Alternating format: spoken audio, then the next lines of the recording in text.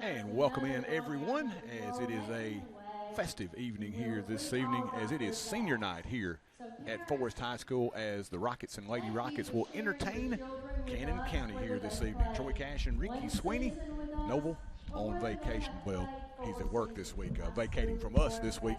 Of course, Caden and Jace here as well. We're going to quickly go down to our public address announcer, Miss Brenda Brown, for our senior night festivities. Boys basketball.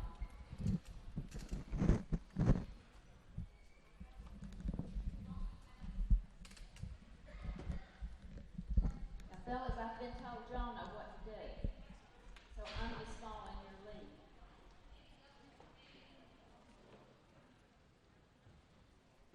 So we start with Ben Villazon.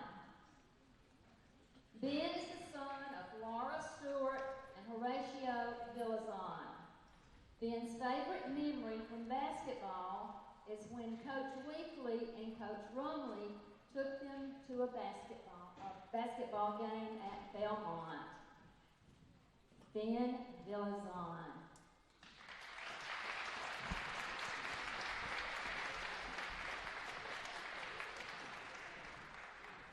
Next we have Bray McCowan. Bray is the son of Kevin and Robin McCowan. Bray's favorite memories from basketball are the team bonding activity they did their sophomore year with Coach Chapman, where they went to Goodwill and bought each other outfits. And then they wore those outfits to Buffalo Wild Wings. They all went to Target and got kicked out for playing hide and seek. Also getting to spend time with Coach Weekly and Rumley, his favorite coaches. Bray McCowan.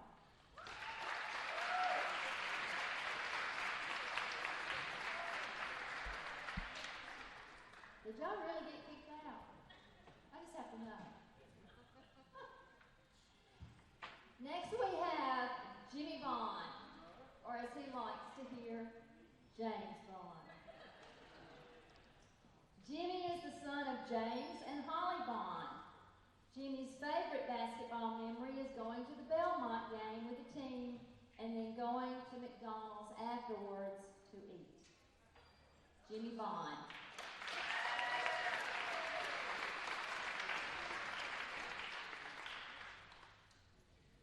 Kelly Toombs is our next senior. Kelly is the son of Davinia and Hendrickson and Randy Toombs. Kelly's favorite memory was getting their first win with their new coach. Kelly loved celebrating this win with his new coach and team and felt it really showed how different and better the year was going to be. It was a big accomplishment for everyone. Kelly Toombs.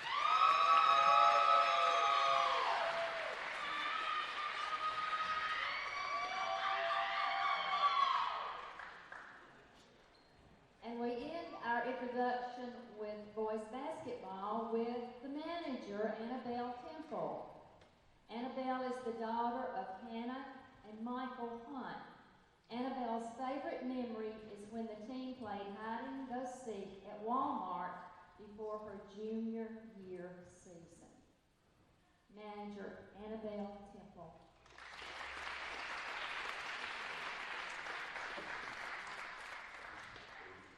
And now we introduce our girls' senior basketball players. First we have Megan Skaggs. Megan is the daughter of Ron and Angela Skaggs. Her favorite memories of basketball are when they had midnight practice, food, and slept in the locker room. The time they all went to Goodwill and bought funny outfits for each other, and then they went out to eat afterwards. She will also always remember when all the grades made videos impersonating the coaches. Megan Skaggs.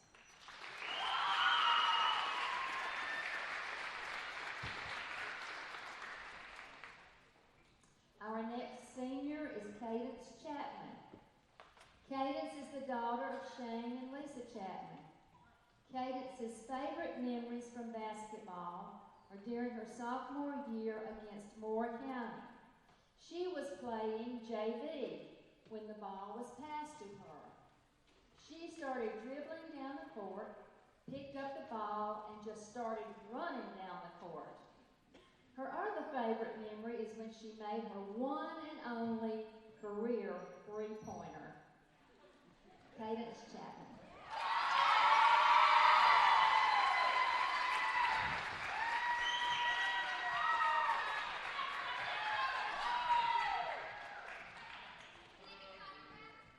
Our third senior is manager Julie Eddy. Julie is the daughter of Sheila and Bobby Eddy. Julie's favorite memory from basketball was when the girls had a sleepover and all of them went night swimming. Julie Eddy.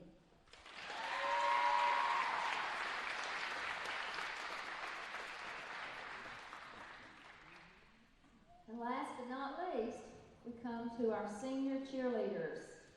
We start with cheerleader Kyla Bailey.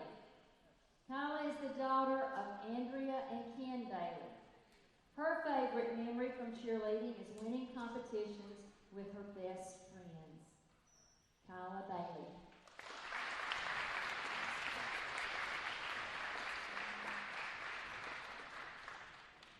Our second senior cheerleader is Sydney Ross. Sydney is the daughter of John and Leslie Ross. Her favorite memory is competing at Disney with her team. Sydney Ross.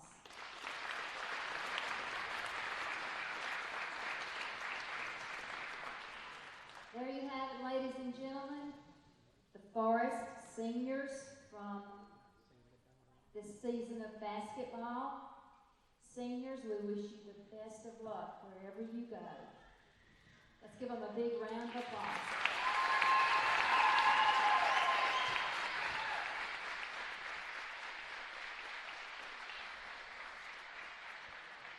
And congratulations once again to all of our seniors. Miss Brenda Brown emceeing from the public address table here, as we want to again mention those seniors, boys basketball, Ben Villazon, Bray McCown, Jimmy Bond, Kelly Toombs, of course their manager, Miss Annabelle Temple. From the girls' side of the ledger, Megan Skaggs and Cadence Chapman, manager Julie Eddy, and our senior cheerleaders, Miss Kyla Bailey and Sydney Ross. Congratulations on great careers, and of course wish them nothing but the best in the future. But they've still got business to conduct here tonight, Ricky. Yes, they do. A very formidable opponent here coming in here tonight, Camden County. They know how to play basketball over there in Woodbury, so both of these teams will have their hands full tonight. Folks, since we do have a little bit of extra time from when we usually come on, we're going to let everybody get a commercial break tonight. We're going to go in and set a few things up a little better.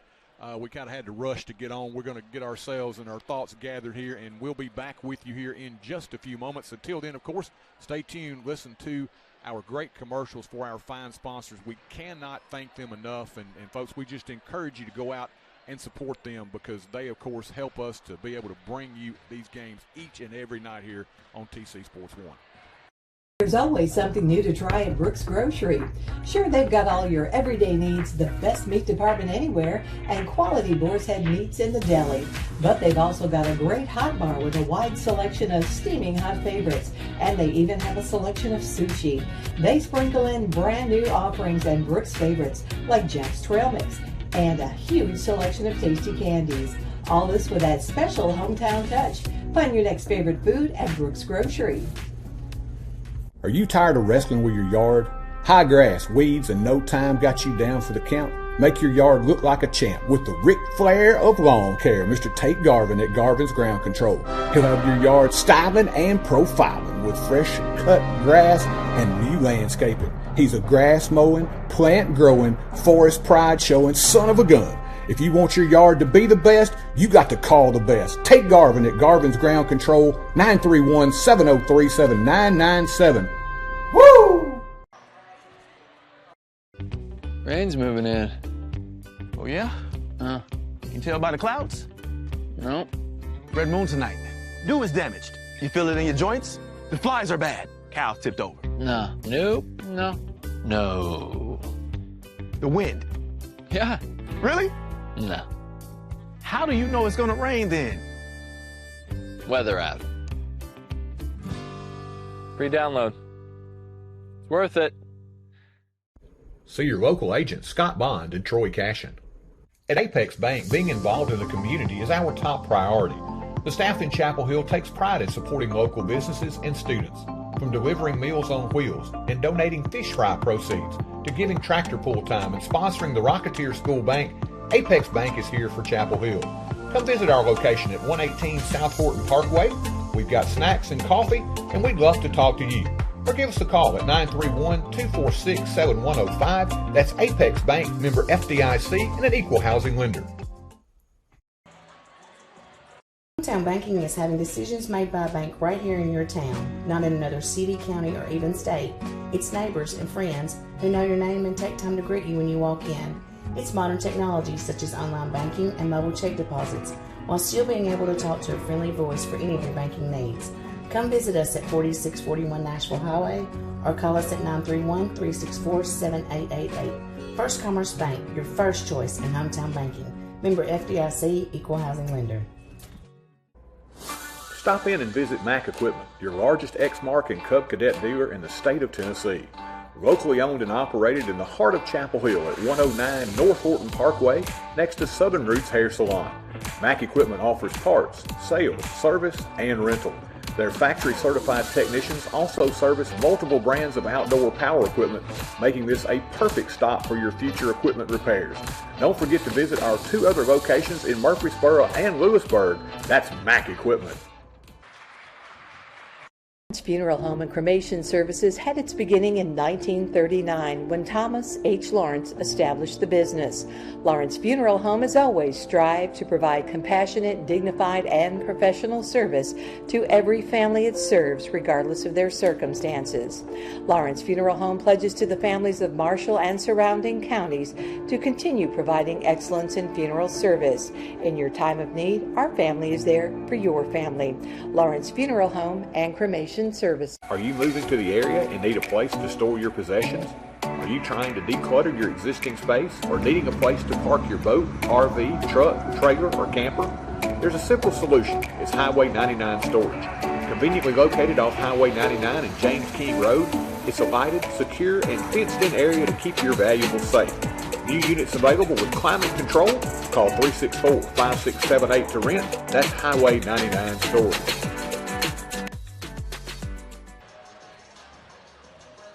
Lewisburg Animal Hospital is Marshall County's premier small animal veterinary hospital. As part of the community since 1977, our 4 doctors and highly skilled team offer preventative care, internal medicine, general surgery, and ultrasound.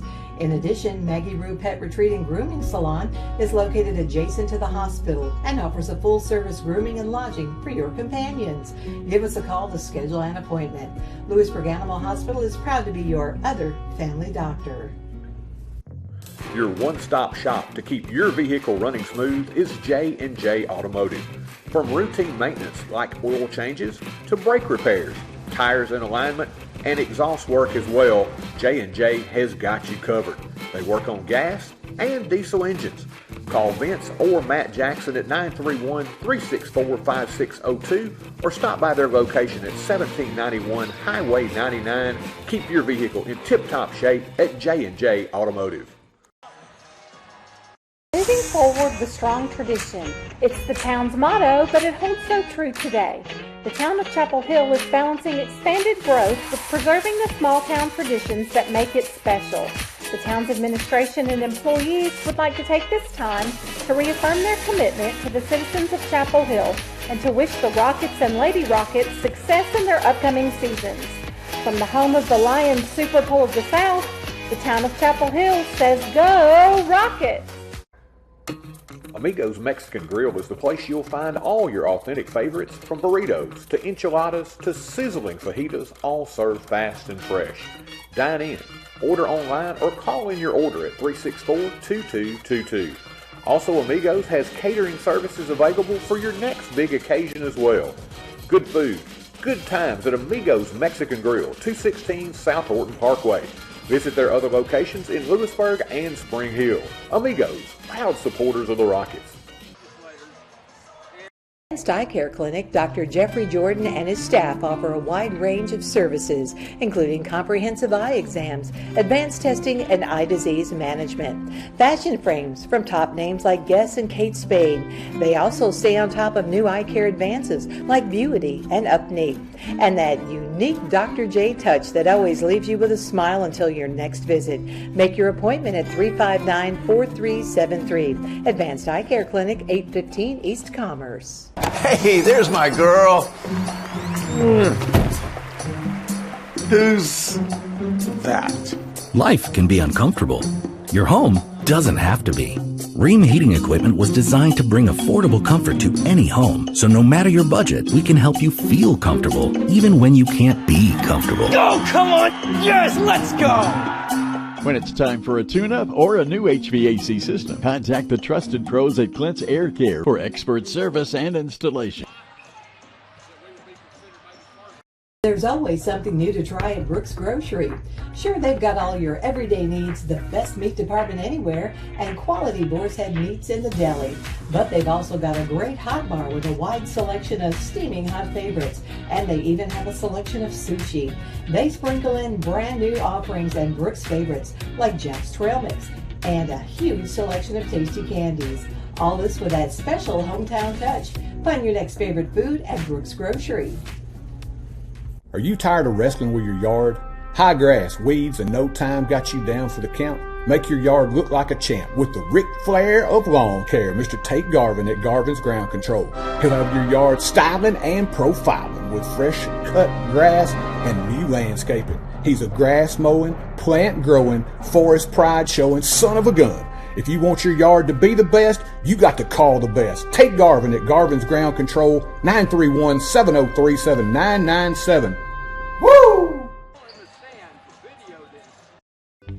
Rain's moving in. Oh, yeah? You can tell by the clouds? No. Red moon tonight. Dew is damaged. You feel it in your joints? The flies are bad. Cow's tipped over. No. Nope. No. No. The wind. Yeah. Really? No. How do you know it's gonna rain then? Weather app. Free download. It's worth it. See your local agent, Scott Bond and Troy Cashin. At Apex Bank, being involved in the community is our top priority. The staff in Chapel Hill takes pride in supporting local businesses and students. From delivering Meals on Wheels and donating fish fry proceeds to giving tractor pull time and sponsoring the Rocketeer School Bank, Apex Bank is here for Chapel Hill. Come visit our location at 118 South Horton Parkway. We've got snacks and coffee, and we'd love to talk to you. Or give us a call at 931-246-7105. That's Apex Bank, member FDIC, and an equal housing lender. And welcome back. If you are just joining us, of course, senior night festivities concluded just a few minutes ago. Congratulations again to our seniors, and of course they would love to cap off for them what would be a big night with a victory here this evening as Cannon County has rolled into town here for senior night. Ricky, it will be a tough task, especially on the girls' side of the ledger. Cannon County has steamrolled the district thus far. They are perfect in district competition, 7-0. They don't play on Friday night, so this is their final district game. First time these two teams met, Cannon County taking the 30-plus point victory over the Lady Rockets. So for the Lady Rockets here on senior night, they have got to really play a great game to stay in this one against the Lady Lions. Yeah, they're going to have to do some things differently for sure to get the W here tonight, as these young ladies, they're sharp in all aspects of the game. So the Lady Rockets definitely have their that's cut out for them. Yeah, that's the game, of course, that we ended up missing because I was sick that evening. So we didn't make the trip to Cannon County, but definitely heard reports of how good they, of course, are, and that we're going to have to play a really good game tonight to have ourselves a chance. And all you can ask, Ricky, is just to be able to have a chance. You just want to have a chance going into the fourth quarter. If you can play well enough, stay close, and they've got to avoid, and we talk about it every game, and I know people get tired of it, but they've got to avoid the slow start tonight especially. Yeah, the slow start, the turnovers. They got their turnovers pretty well under control. Still have some. When they do have a turnover, it seems like they end up getting points. It's an easy shot, maybe a layup, but points do come off of it. And when they get 2 points and we don't get a shot at 2 points, it's like a 4-point swing each time.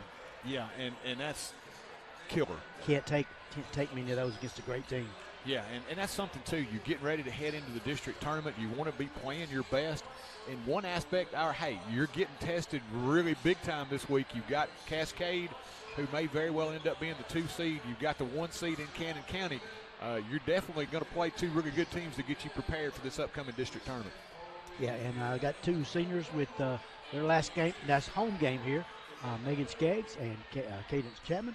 I wish those girls good luck. Hope they have a great senior night here against a real good Cannon County team. Of course, Coach Jessica Ezel tonight at the helm. Coach Shane Chapman tendered his resignation as the girls basketball coach here at Forrest, and Coach Ezel will finish out the season as she will try to guide them the rest of the way and hopefully pick up some wins along the way. Here tonight, of course, it will be Cannon County, then Cascade for the season finale on the road on Friday night. Folks, if you are aware, always we talk about it, that is an extremely difficult place to try to broadcast from. We are going to make the attempt to try to get out on Friday night and bring you action if at all possible. They do not or have not in times past had the internet capability for us to be able to broadcast. So we are going to attempt it on Friday night.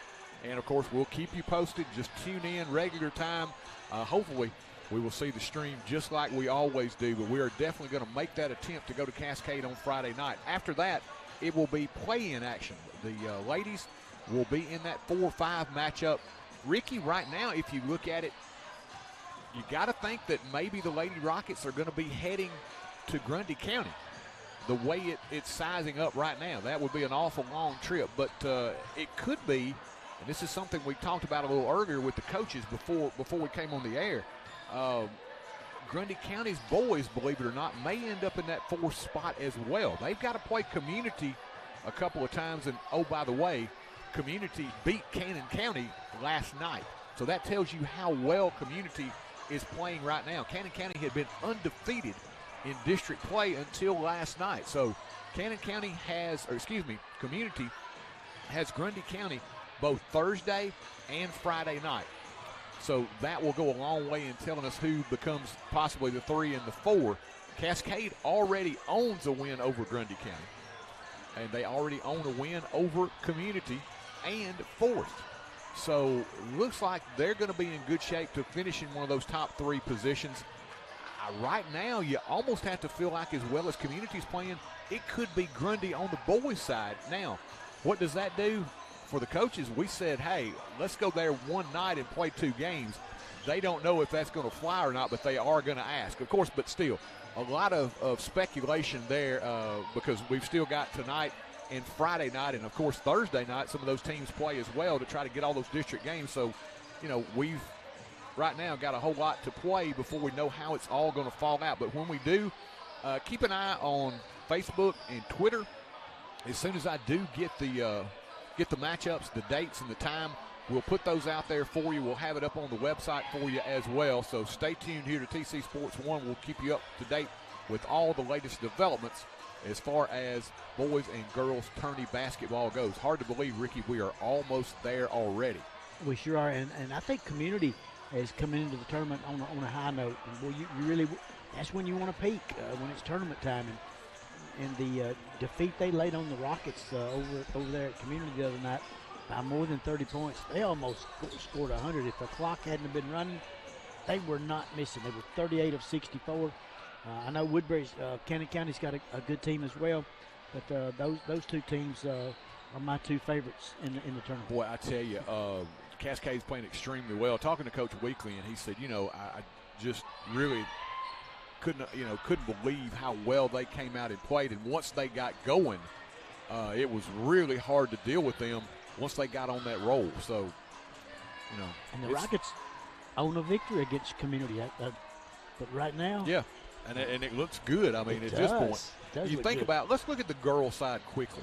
Cannon County on top, 7-0. They play their last district game here tonight. And you just look at how dominant they've been, Ricky. They beat Forrest the first time back on January the 25th, 69-36. They beat Grundy County both times by a score of 70-44 and 78-27. They beat Community 57-43, and that's the closest anyone has come to them in the district. They beat Community again 48-22. They beat Cascade 57-21 and 60-41. They have been absolutely dominant in this district. Cascade at 3-3 right now. They, of course, lost to Cannon both times and Community, but they've also beaten Community once. They've beaten Forrest once, and they've beaten Grundy once. They've still got Grundy and Forrest remaining. Of course, Grundy and Cascade tonight. That'll be a big one on both sides of the ledger for girls and boys. Community right now, their girls 3-3. They hold wins over Cascade and 2 over Forrest. They, of course, have lost to Cannon County and Cascade one time. They played Grundy County twice, Thursday and Friday remaining for them. And, of course, Grundy, same situation. Grundy right now at 2-3. They play Cascade tonight and then, of course, Thursday, Friday against Community. So there's still a lot of basketball to determine those 2, 3, and 4 slots. Cannon County is going to be 1. Forrest is going to be 5. Yeah, I think it's going to be Grundy County and the Rockets in both those matchups. I'll be honest with you, Ricky. I really think that may be the case. And just looking at it right now, I think if you're the Rockets, it's hard to say this, but you want Grundy County right now because Community has been playing so well. I don't think you want to go back to Unionville again. Absolutely not. Not right now. With the 94 points they scored on us, with the running clock, they were almost got to 100. Confidence is all over the place over there at Community right now. And think about this. Grundy County, those 2 games between the Lady Rockets and Grundy, the last one coming on January the 26th, was a 14-point game, 55-41 at their place. Here, they beat us 59-38. Of all the teams in the district, I could see us matching up better with Grundy. Even though it's going to be on the road, I feel like that is the best matchup if you want to advance. But, Ricky, cold hard facts, it could be only 3 more games remaining in this Lady Rockets season. If they can, pick up a win in that first tourney game, they are guaranteed 3 more. That's right. For a young team, I think that's what you're looking at right now. That's the goal. You want to play as many games as you can. Coach Ezel was talking about, hey, we got a lot of young talent here, and we would love for them to play as long as they can. Every game of experience they get means that they're more seasoned for next year. And we're going to see some other young ladies coming in tonight. Of course, do know that Sadie Smith injured. She won't be available for the rest of the year. And we found out today Addie Howes is injured and out for the year as well. So she's got a knee injury, muscle injury, and they've said, hey, we're going to shut her down for the year as well. So 2 young ladies that have played a lot of minutes that you won't have available here tonight. 2 vital cogs in that rocket wheel there, and it certainly is. Some other girls tonight's going to have to step up. Well, and you're going to look, I think Cadence Chapman had a great game on Friday night. You're going to look for the same thing from her. You're going to see probably Megan Skaggs get in there. She'll provide some good rebounding, some good physical play. And, the bench will be extended here, I think, tonight against Cannon County. Let's take a quick break. We are about a minute and a half away from your introduction of your starting lineups and your tip here from Forrest High School. TC Town banking is having decisions made by a bank right here in your town, not in another city, county, or even state. It's neighbors and friends who know your name and take time to greet you when you walk in. It's modern technology such as online banking and mobile check deposits, while still being able to talk to a friendly voice for any of your banking needs. Come visit us at 4641 Nashville Highway or call us at 931-364-7888. First Commerce Bank, your first choice in hometown banking. Member FDIC, Equal Housing Lender. Stop in and visit Mack Equipment, your largest Exmark and Cub Cadet dealer in the state of Tennessee. Locally owned and operated in the heart of Chapel Hill at 109 North Horton Parkway, next to Southern Roots Hair Salon. Mack Equipment offers parts, sales, service, and rental. Their factory-certified technicians also service multiple brands of outdoor power equipment, making this a perfect stop for your future equipment repairs. Don't forget to visit our 2 other locations in Murfreesboro and Lewisburg. That's Mack Equipment. And welcome back, Ricky. As you see, Ms. Caden Anderson gives us a good picture of the Lady Rockets as they are coming off. We get set for our starting lineups here in just a few moments. We'll head down to our public address announcer, Miss Brenda Brown, for tonight's starting lineups. Cannon County comes in once again. The Lady Lions are 7-0 in district play. Lady Rockets at 0-6, looking for win number 1, and what a great senior night surprise it would be here for the Lady Rockets. Oh, it would. I know some football teams, that's why they play them. I mean, the lowest ranked team came in here one year and beat us in the 60s. Blanche, anything can happen. That's why they play them. That's the thing. Anything can happen, and we'll find out exactly how it'll all go down here in just a few moments. As once again, we'll head down to our scores table for our public address announcer, Miss Brenda Brown.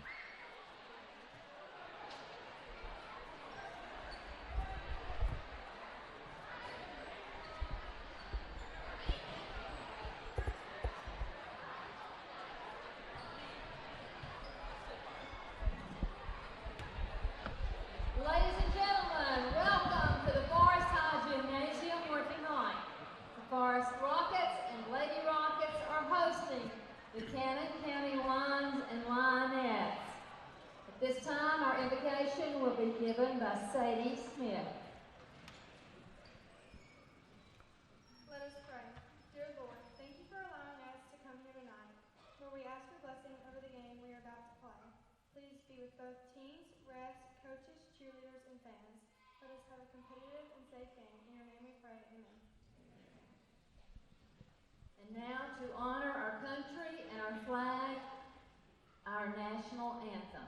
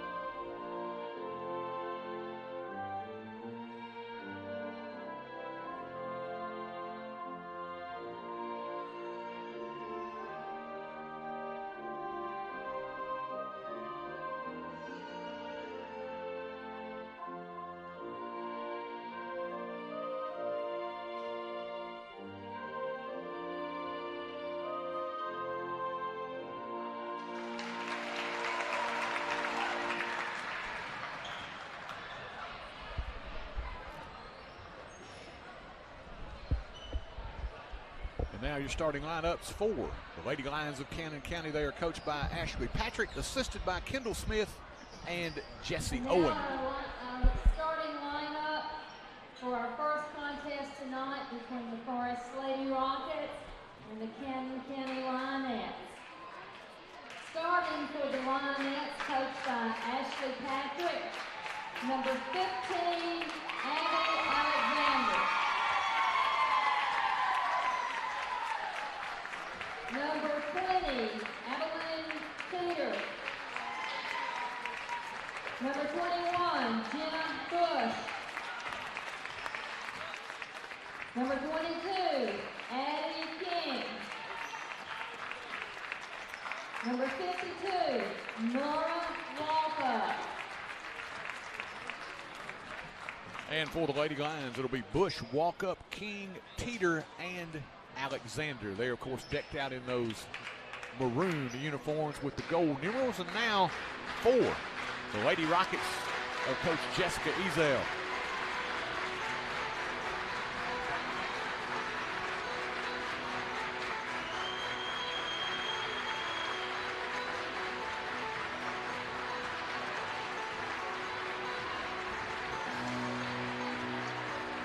Now starting for the Forrest Lady Rockets, starting in the post position, senior number 45, Dana Jacqueline.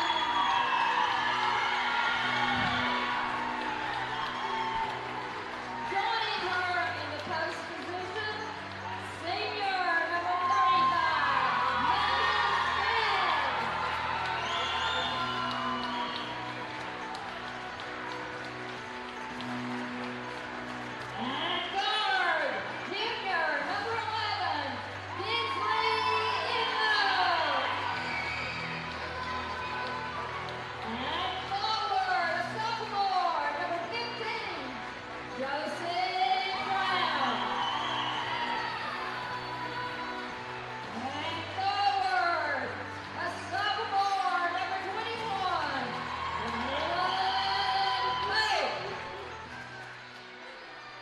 those are your starting lineups for the Lady Rockets. Once again, it'll be the two seniors, Skaggs and Chapman. They'll be joined by Pope, Enlow, and Brown. Ricky Sweeney, we're about ready to get this one underway here. A nice senior night crowd on a Tuesday evening as we get set to head into tourney time next week. Yeah, the fans are excited. They very faithful fans. A huge crowd tonight. Gave them a standing ovation before this game started. Really like that crowd coming out to support these seniors. They put in a lot of hard work. They don't have the wins, that they would like to have, but they have put in a lot of work, and they really have banded together, have played hard throughout the season. That's what you ask.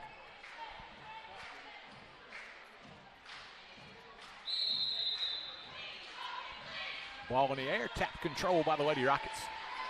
Josie Brown with the basketball out top. Brown, of course, you cannot leave her a crack. Knockdown shooter as Enlow puts it on the floor. Goes baseline, backs her way down, puts it up, shot no good. Walk up will clear it for the Lady Lions. They got the shot they wanted. Basically a clear out that time for Enlow. She got to the bucket but couldn't get it to drop. Alexander in transition, the three is good.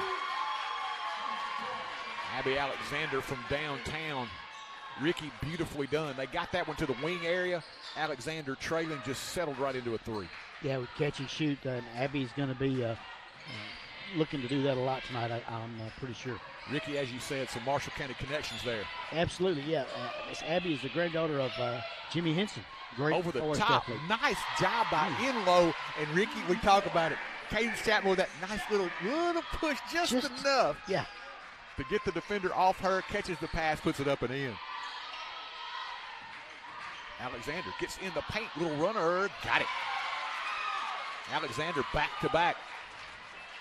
5-2 Cannon County. Brown up top now to Enlow where they will set the offense. Walk up fronting Chapman, and Chapman did a really good job, as you said, just kind of held her off, pushed her up the lane that time, got the good entry pass from Enlow. Inside Cadence again, in traffic, little half hook off the window and in. Kareem Abdul Chapman. Yeah, there you go.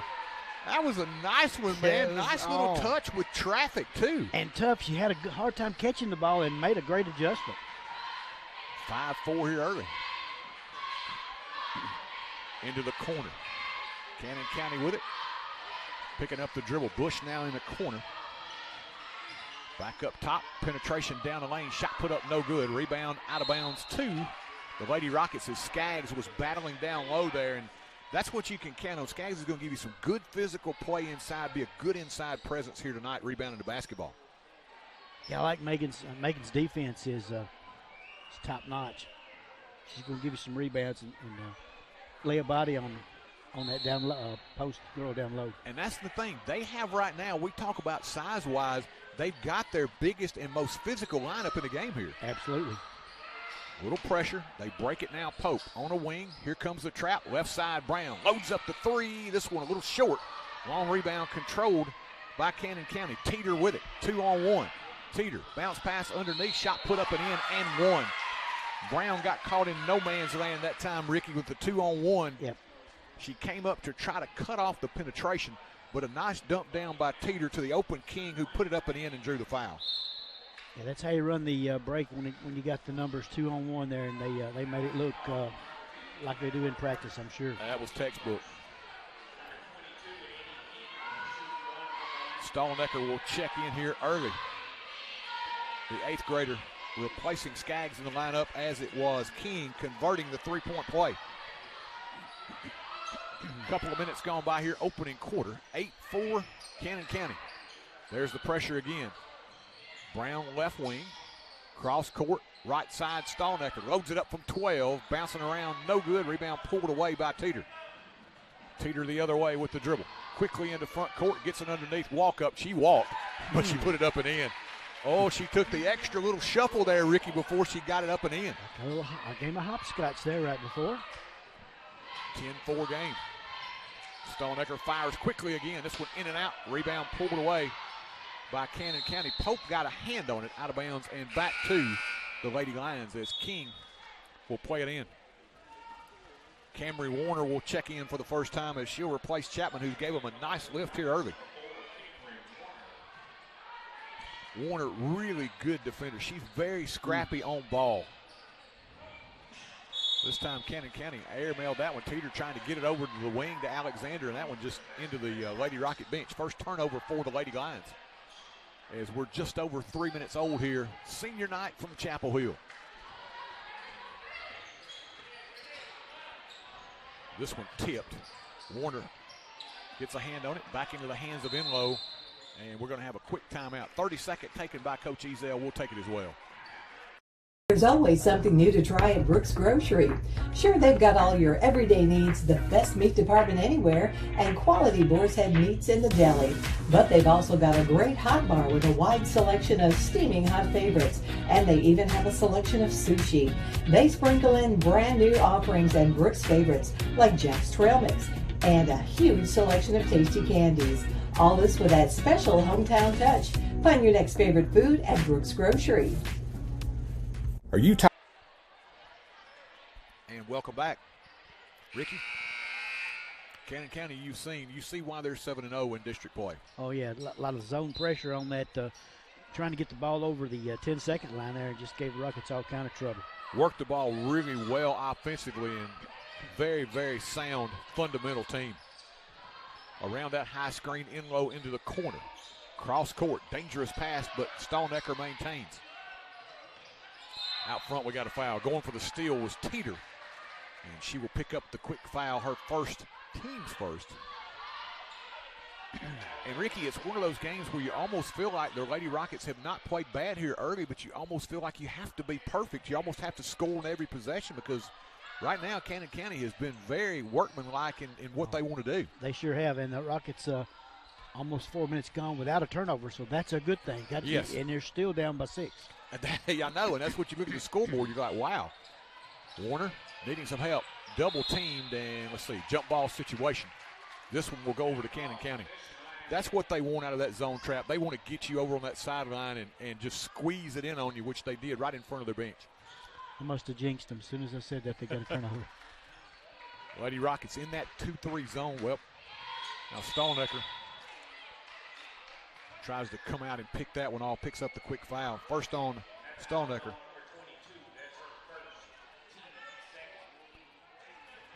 For her, what a great job coming up from the 8th grade. I mean, she has not shown any fear, transition period. I mean, she has just stepped in and said, hey, I'm here, let's play. Alexander out top. Into the corner. Penetration by Teeter. Nice dump down to the sliding Bush, who put it up and in. She came back door. Yeah, moved without the ball. Good move by Bush. Very nicely done. Boy, I tell you what, very impressed with them just on both ends of the floor, Ricky. Absolutely. They're going to be a tough out for somebody. Warner with it. Camry picks up the dribble, needs some help. Gives it up to Enlow. Kinsley reverses her dribble. Ricky, you look. Every pass contested, every no matter dribble. No matter where it is on the floor. Warner open from 3. Camry's bomb is good. Camry Warner sets, fires, and connects. 5-point ball game. They needed that one early. Alexander, kick in the corner. Open 3 on the way. This one too strong. Long rebound bounced into the hands of Brown. Here we go the other way. Stonecker leaves it with Warner. Fires from 12. This one off the mark. Rebound pulled away by Cannon County. Alexander now looking to run. 3-on-3 the other way. Nice dump down, walk up, puts it up, shot no good. Rebound battle 4 on the floor, picked up by Warner. Needs some help, and we got a push. Walk up after missing the bunny, a little frustrated, went back and committed the foul. It's a classic frustration foul there as Abby Alexander, great pass again down there, down low. When you shoot from 3 feet, you're supposed to make those, and got a little frustrated. 44, Liv Prater will check into the contest for the Lady Lions. She'll replace Walkup.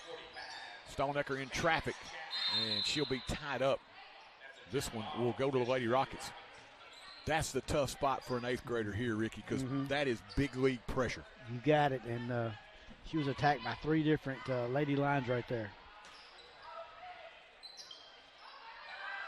Inlow screaming for somebody to move here. They get it back in. Chapman, the outlet. Gives it back to Kinsley now. 2.5 left here, opening quarter. Inlow with a dribble. Gets it in the corner. Quick 15-footer, too strong. Rebound pulled away, Alexander. Looking to run up the left side.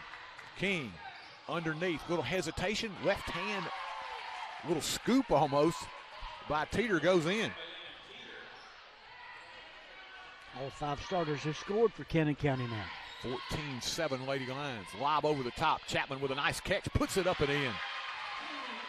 That's what you want from her, and that's what we got a taste of that last game, Ricky. She really established herself down low. Fake penetration shot put up, and we got a foul. Ricky surprised that time. Bush ended up being a good move. I thought she might take the little quick jumper. She was open, but she drew Chapman out on her, put it on the floor, and then drew the foul. Foul's on Kaylin Pope, and she came over to try to help. First toss good. Jenna Bush now with 3. Cannon County 2 of 2 from the stripe thus far as Coach Jessica Ezel talking with the 8th grader, Stallnecker. Second toss, money as well for Jenna Bush. Ricky, our first look, as we said, we didn't get to make that trip to Cannon County. We've heard a lot about it. Oh, you talk about getting deep position. Chapman was right in front of the bucket. She had backed her defender all the way down the block. Still backing. She was coming. She was backing her up. She was going to be on the baseball field here in just a minute. First toss by Cadence, good. Man, that's what you call good low block position. That was great. The double team came, but a little late. Prater ends up picking up the foul. Chapman, 1 of 2. As they'll head the other way. But 2 things happened there, Ricky. One thing, Chapman got great position, but the second is her teammates looking for her as that first option when they get down the floor. Yes, they are. Teeter connects from 3. 19-10 Lady Lions. Pope penetrates. Kaylin, cut off, needs some help. Now to Brown.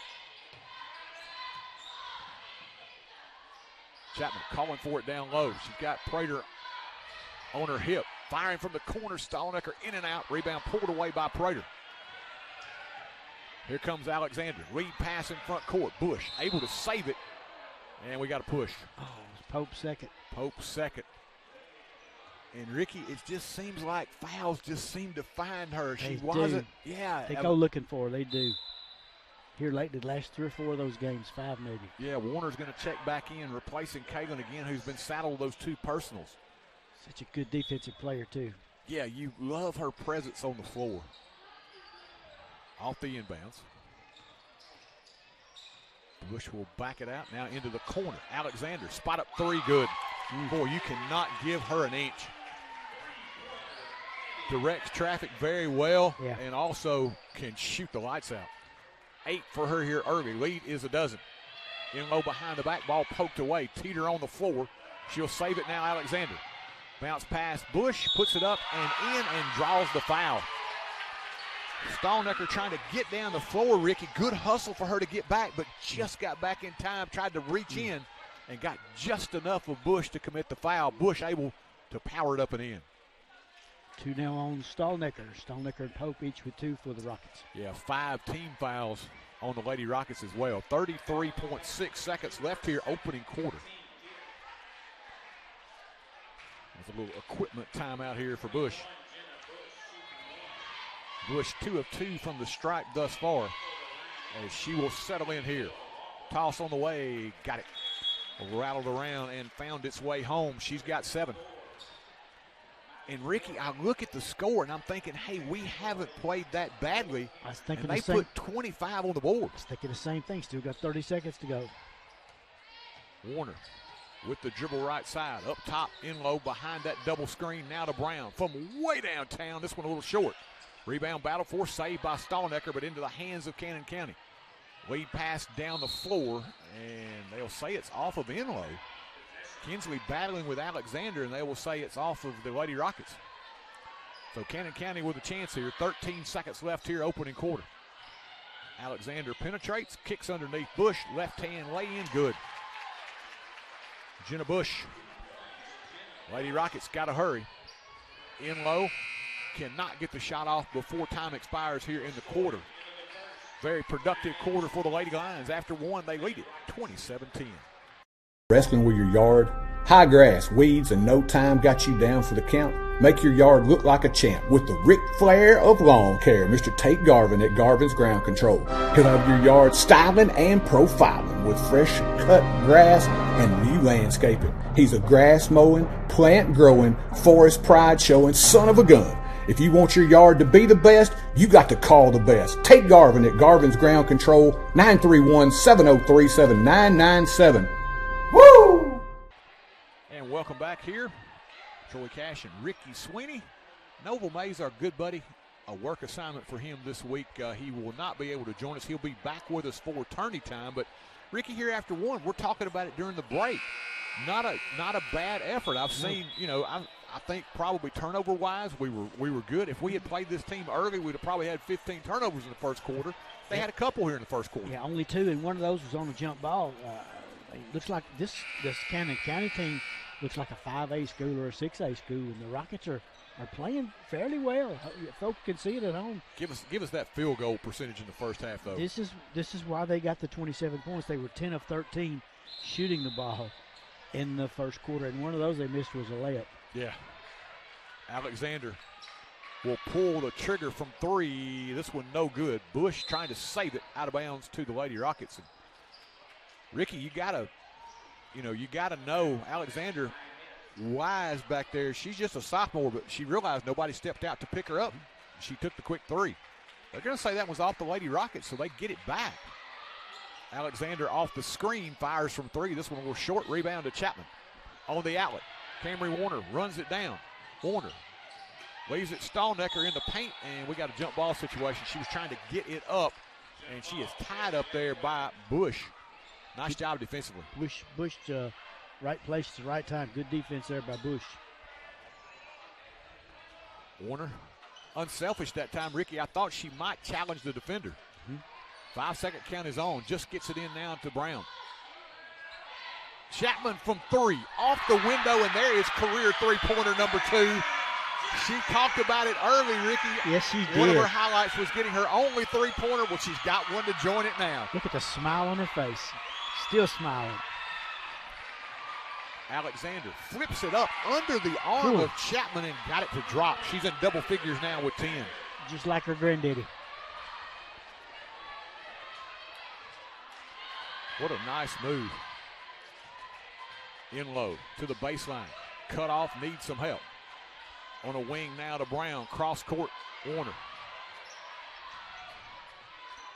Camry with the dribble. Right now they're trying to get somebody free. In low. Cannon County stays man-to-man. We got to reach in there on Alexander. Her first foul of the evening. They're going to get King back in. Give Alexander a quick break. 24, Miley Schwartz has checked into the contest for Cannon County as well. Maddie Illy in the contest, the Lady Rockets sophomore. She's got the basketball, tipped away but run down by Warner.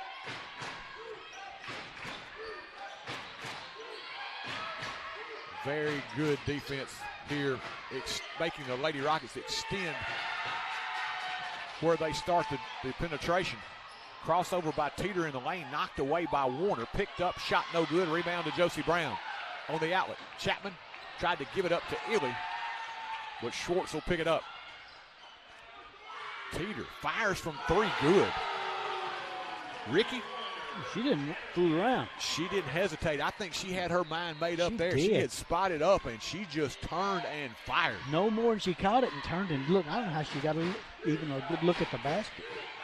Chapman calling for it down low. They'll give it in the corner now to Illy. Got a foul there on Bush as Illy was trying to get it to the elbow area. Bush has picked up her foul, her first foul of the night. Pope's going to be back in for the Lady Rockets with those 2 personals. In low to play in low, Brown, Illy, Chapman, and Pope, the 5 on the floor.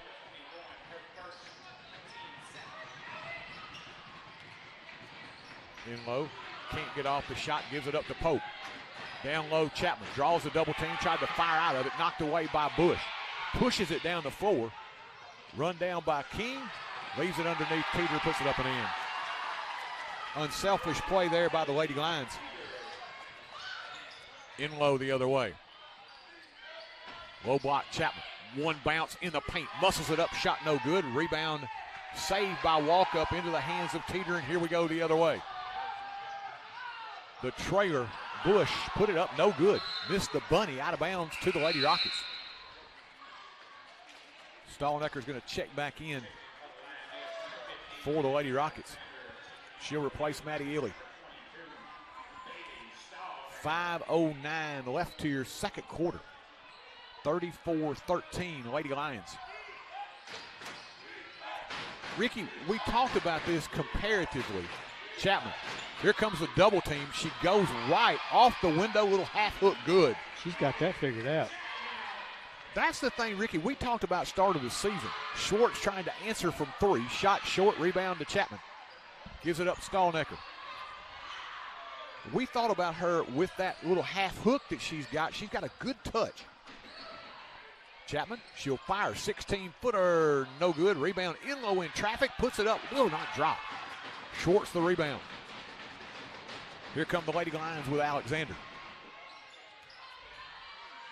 King penetrates in traffic, draws the foul. I think Chapman will pick up that one.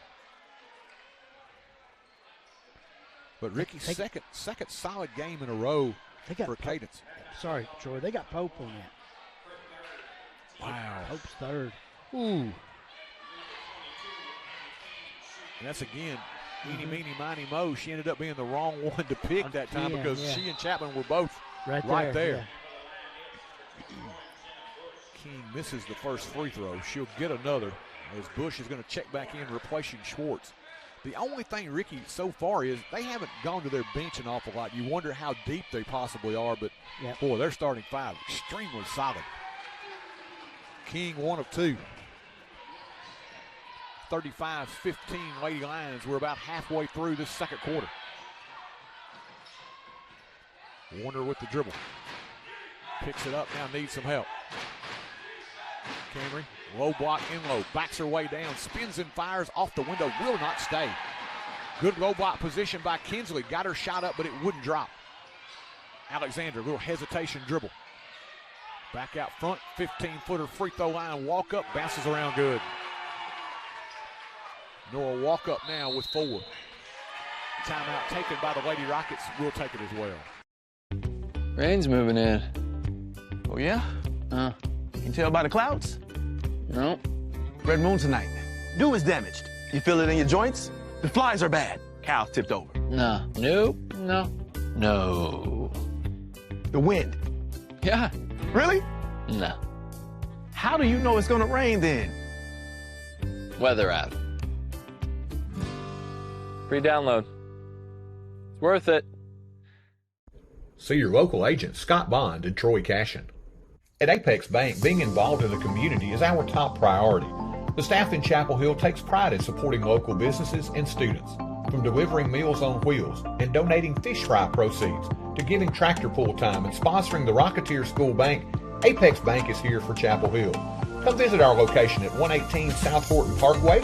We've got snacks and coffee, and we'd love to talk to you. Or give us a call at 931-246-7105. That's Apex Bank, member FDIC, and an equal housing lender.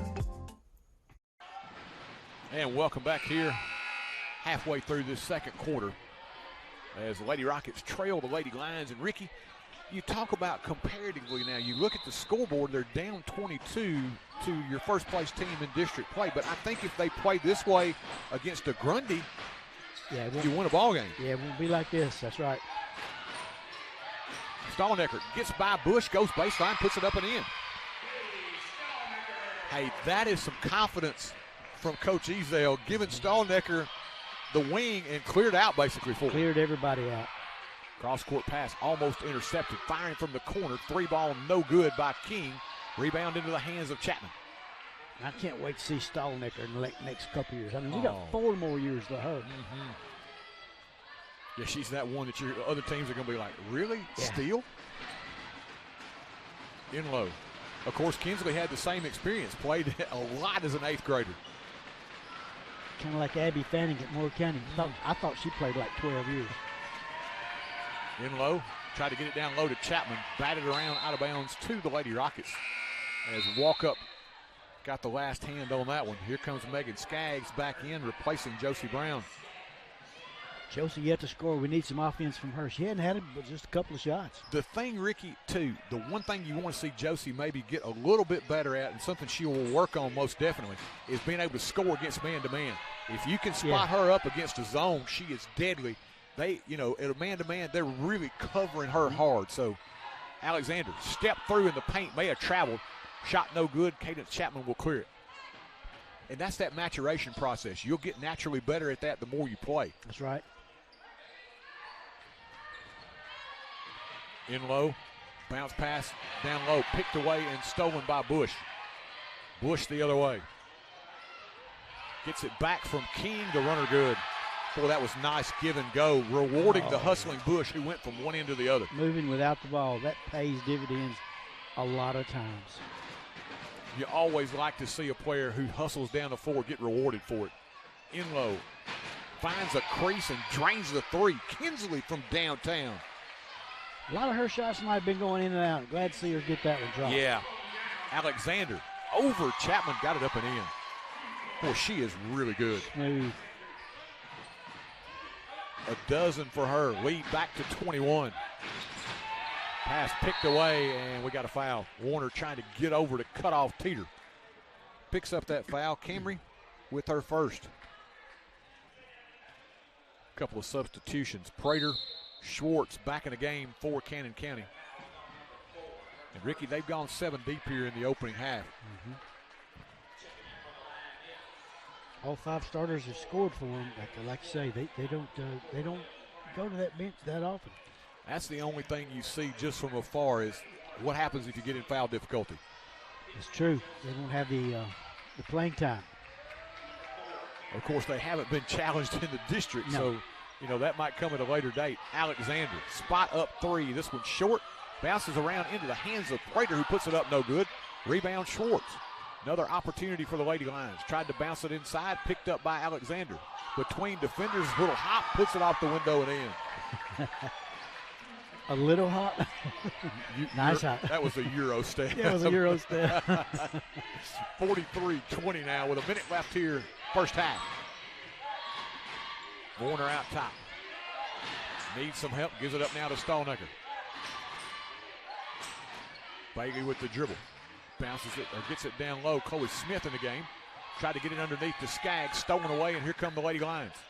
Quickly the other way. King against Warner. Bounce pass to the trailing Bush, who puts it up and in. Bush knows how to get open. Yeah, she's quietly having a big game. She's got 13 already. 30 seconds left here, first half. Lady Rockets in front court with it, Warner. Camry backs it out with a dribble.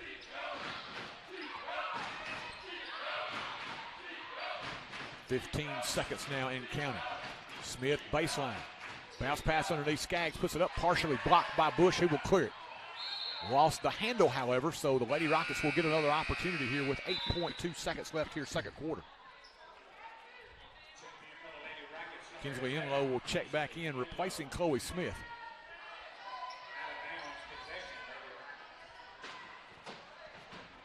Eight seconds to go, and Cannon County only 2 turnovers. You got time. Brown from the corner. This one just off the mark. Pulled away by Prater. Looking to run. Here comes Alexander with the push. She'll stop. Runner from 3. Just off the mark. That's how we'll end this first half of action, with the Lady Lions on top by a score of 45-20. We'll take a break. Back with more Rocket action here on TC Sports 1. Town banking is having decisions made by a bank right here in your town, not in another city, county, or even state. It's neighbors and friends who know your name and take time to greet you when you walk in. It's modern technology such as online banking and mobile check deposits, while still being able to talk to a friendly voice for any of your banking needs. Come visit us at 4641 Nashville Highway or call us at 931-364-7888. First Commerce Bank, your first choice in hometown banking. Member FDIC, Equal Housing Lender. Stop in and visit Mack Equipment, your largest Exmark and Cub Cadet dealer in the state of Tennessee. Locally owned and operated in the heart of Chapel Hill at 109 North Horton Parkway, next to Southern Roots Hair Salon. Mack Equipment offers parts, sales, service, and rental. Their factory-certified technicians also service multiple brands of outdoor power equipment, making this a perfect stop for your future equipment repairs. Don't forget to visit our 2 other locations in Murfreesboro and Lewisburg. That's Mack Equipment. So what's going on? Funeral home and cremation services had its beginning in 1939 when Thomas H. Lawrence established the business. Lawrence Funeral Home has always strived to provide compassionate, dignified, and professional service to every family it serves, regardless of their circumstances. Lawrence Funeral Home pledges to the families of Marshall and surrounding counties to continue providing excellence in funeral service. In your time of need, our family is there for your family. Lawrence Funeral Home and Cremation Service. Are you moving to the area and need a place to store your possessions? Are you trying to declutter your existing space or needing a place to park your boat, RV, truck, trailer, or camper? There's a simple solution. It's Highway 99 Storage. Conveniently located off Highway 99 and James King Road, it's a lighted, secure, and fenced-in area to keep your valuables safe. New units available with climate control. Call 364-5678 to rent. That's Highway 99 Storage. And welcome back here at halftime. We are joined by head boys basketball coach Mr. Brian Weekly. And Coach, we were talking about it. Boy, long-term community clicking on all cylinders right now. They took down Cannon County last night. Sure did. Makes the race a little more interesting. And you know, we've entertained that possibility. It could be another Grundy Forrest matchup. Another matchup with Grundy. Yeah, you know, Coach Davis, he's doing a good job over there for sure. He's got those boys clicking on all cylinders. Number 1 and number 11 have really started to learn how to score the basketball. Number 24 is a physical post down low for him. And then the freshman point guard, he's going to be a solid guard for the future for him. So, yeah, they figured it out right here at the end for sure. Coach, you know, you talk about the future for community. Future here, you've got a lot of seniors, but you've also been able to get some young guys some experience this year. So you're going to have some guys that you want to take that next step. Right. And first off, I want to just, you know, thank the seniors for sticking it out with me this year. You know, I know that they've had a long road here at Forrest. You know, I think Coach Chapman did a really good job the last 2 years of you know, preparing them for their senior year and stuff like that. And to come in here and have guys like that, you know, the leadership that they have. Bray McCown, he's the most vocal leader I've ever seen. He's a great guy, great kid. He's going to have a bright future in whatever he does in life. Jimmy Bond, you know, quiet leader for us and everything. He's been a lot more vocal as of late. And I think Jimmy's just a hard worker. He's gonna have a great life just because his work ethic. And Ben Villazon, you know, just another also solid kid.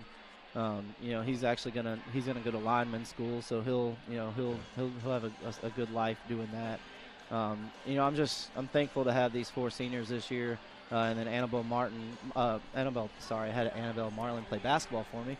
Annabelle Temple, the manager, you know, she's made my life easier, just from a standpoint of, you know, doing the book on the road, and then on top of that, you know, doing the little things that people don't see every day, you know, with jerseys and things like that. So yeah, I just thank these 5 seniors, you know, for making my first year as a head coach go pretty smoothly for me. Well, and I think too, you get a lot of credit for that because it's difficult. When you get a new coach, there are always different things that coaches expect. There are different things that you teach and emphasize a little more. So I think those guys have done a really good job, and you've done a good job of adjusting to their strengths and being able to work on them. And I think really we talked about, you picked up that one win against Community, which now looks like a really good signature win. Yeah, you the way they're kind of build on that. Right. And, you know, I'm hoping that tonight we scored. I think if I'm not mistaken, we scored the most points we scored all year the other night versus Community. Defensively, you know, it was a little tough for us because they were hitting everything. Right. And, you know, we fought back in that game, made it 49-40 and everything, and then gave up a 20-something run again. And I feel like if we can put all 4 quarters together here in the next week, you know, and anything goes once you get to next week. You know, if we're in the play-in game, you know, playing Grundy or Community or whoever we're playing next week, you know, you never know. It's, you know, one night, you know, that's all it takes. You know, if you play your best 32 minutes and you put your best 32 minutes together, you never know.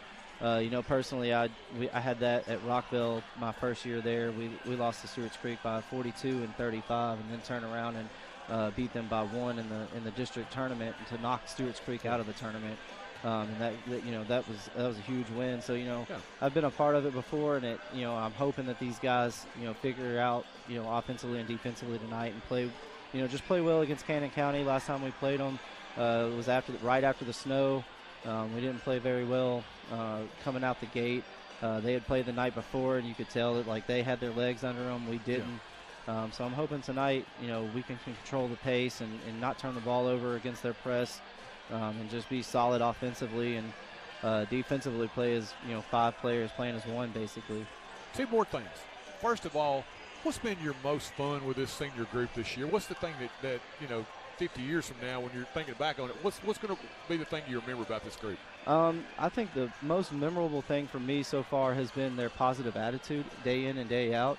You know, one thing I've learned with them, and you know, I feel like I can implement as I go as a head coach, you know, wherever I end up. If I, you know, end up leaving Forrest one day, you know, hopefully I don't, but, you know, we hope you don't either. Right. But one thing that I can take away from these guys is that, yes, you know, losing definitely sucks, but at the same time, you know, they've taught me how to reset and go to the next day. They come into practice every single day, and they work hard. They do everything they can to try to get better. They listen, and you know, those are the things that I take away from it. And, you know, hopefully in the future, you know, I can get these guys to come back when they're, you know, 25, 30, 35 years old, and talk to the kids that I'll be coaching at that point in time, and be able to, you know, give them life lessons on things and how to go about every day, because that's one thing that I've definitely learned is, you know, you still got the next day to work towards. So. Last thing, what do you got to do? What does this group got to do, you feel, maybe one thing to get to advance in the tournament? I think we have to score the ball efficiently, but I think we have to control the game. We have to control the pace of the game, and, you know, keep teams from being able to just run up and down the floor. That's the key for me. Transition. If we can stop teams in transition, I feel like we have a better opportunity and everything. And you said something there. It's hard to frustrate a good team. Right. It's it so really hard is. to frustrate them. You got to find something that gets under their skin.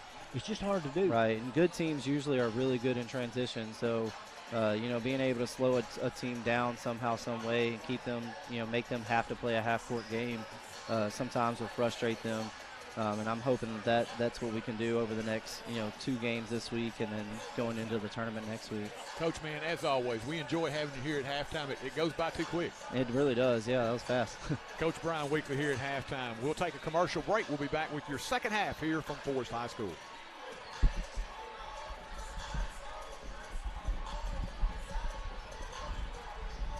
Lewisburg Animal Hospital is Marshall County's premier small animal veterinary hospital. As part of the community since 1977, our 4 doctors and highly skilled team offer preventative care, internal medicine, general surgery, and ultrasound. In addition, Maggie Rue Pet Retreat and Grooming Salon is located adjacent to the hospital and offers a full-service grooming and lodging for your companions. Give us a call to schedule an appointment. Lewisburg Animal Hospital is proud to be your other family doctor. Your one-stop shop to keep your vehicle running smooth is J&J Automotive. From routine maintenance like oil changes to brake repairs, tires and alignment, and exhaust work as well, J&J has got you covered. They work on gas and diesel engines. Call Vince or Matt Jackson at 931-364-5602 or stop by their location at 1791 Highway 99. Keep your vehicle in tip-top shape at J&J Automotive.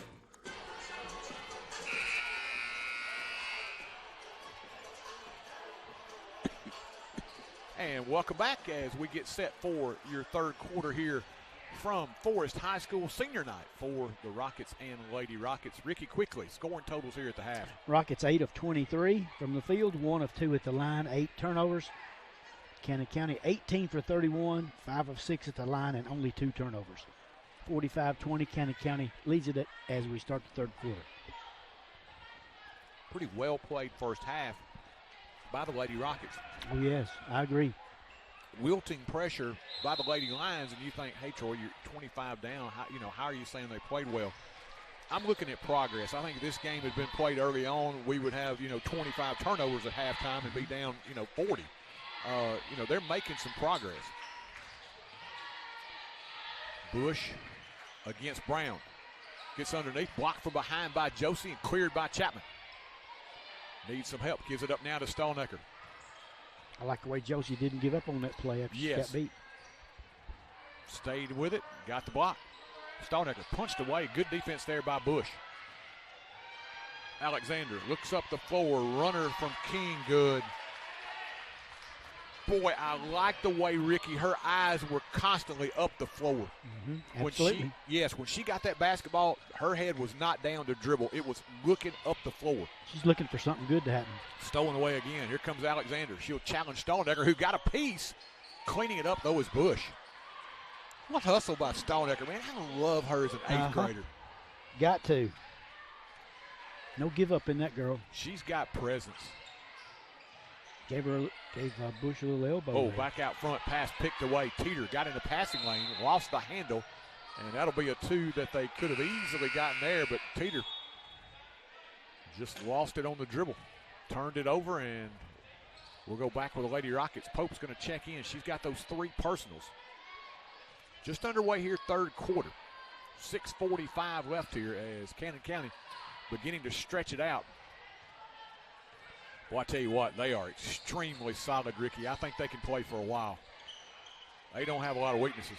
Yeah, they could play up a class or 2, I think. Give those folks some trouble as well. Stallnecker fires, will not go. Chapman battling off the loose ball rebound, no good. Pulled away by Walkup. Baseball pass on the outlet to Teeter. Teeter all the way under. Challenges Brown, puts it up and in. Teeter with a bucket. She's got a dozen.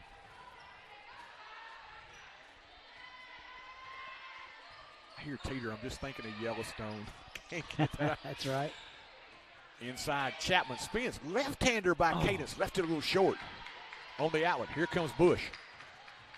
Bush with the dribble.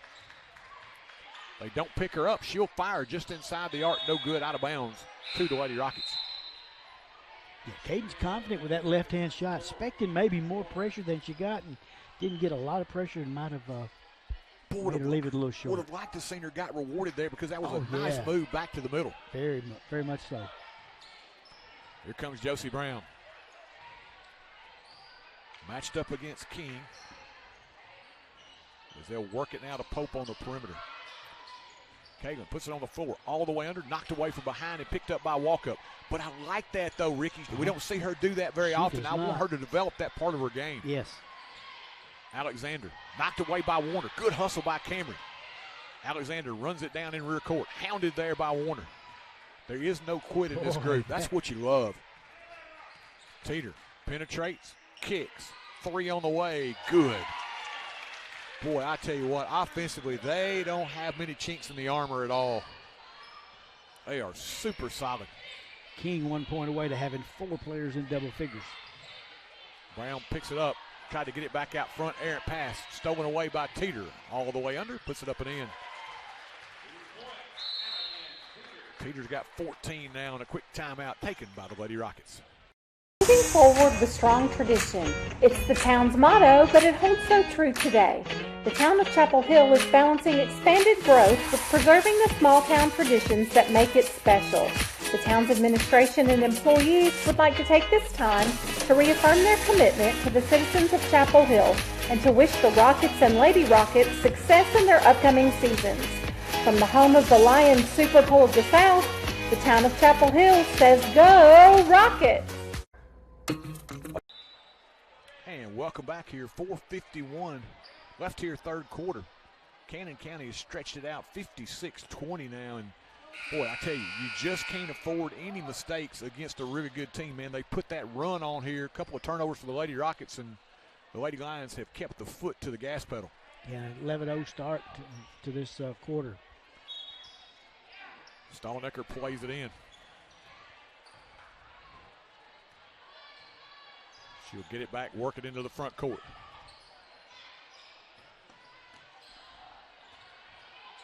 Reverses the dribble, gives it up, tried to get it to Brown in the corner, and it's off the hands of Josie out of bounds.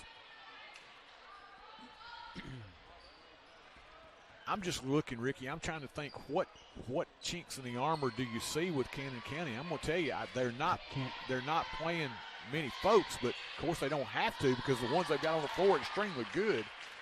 You wonder what happens if they get into foul difficulty and maybe size. They don't have a huge post player, but they've got good enough size.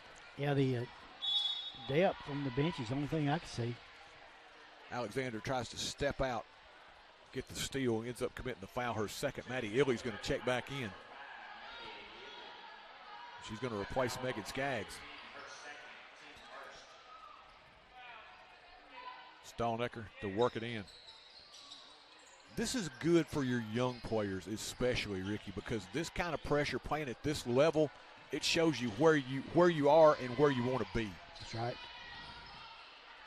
I mean, it's humbling, and if you're a competitor, you're going to get better from playing against this. You're going to think, hey, what have I got to do next time? Because I don't want to lose like this the next time. It's going to make you step up your game and respond. But boy, it's really tough right now because for the young players, this is stifling pressure.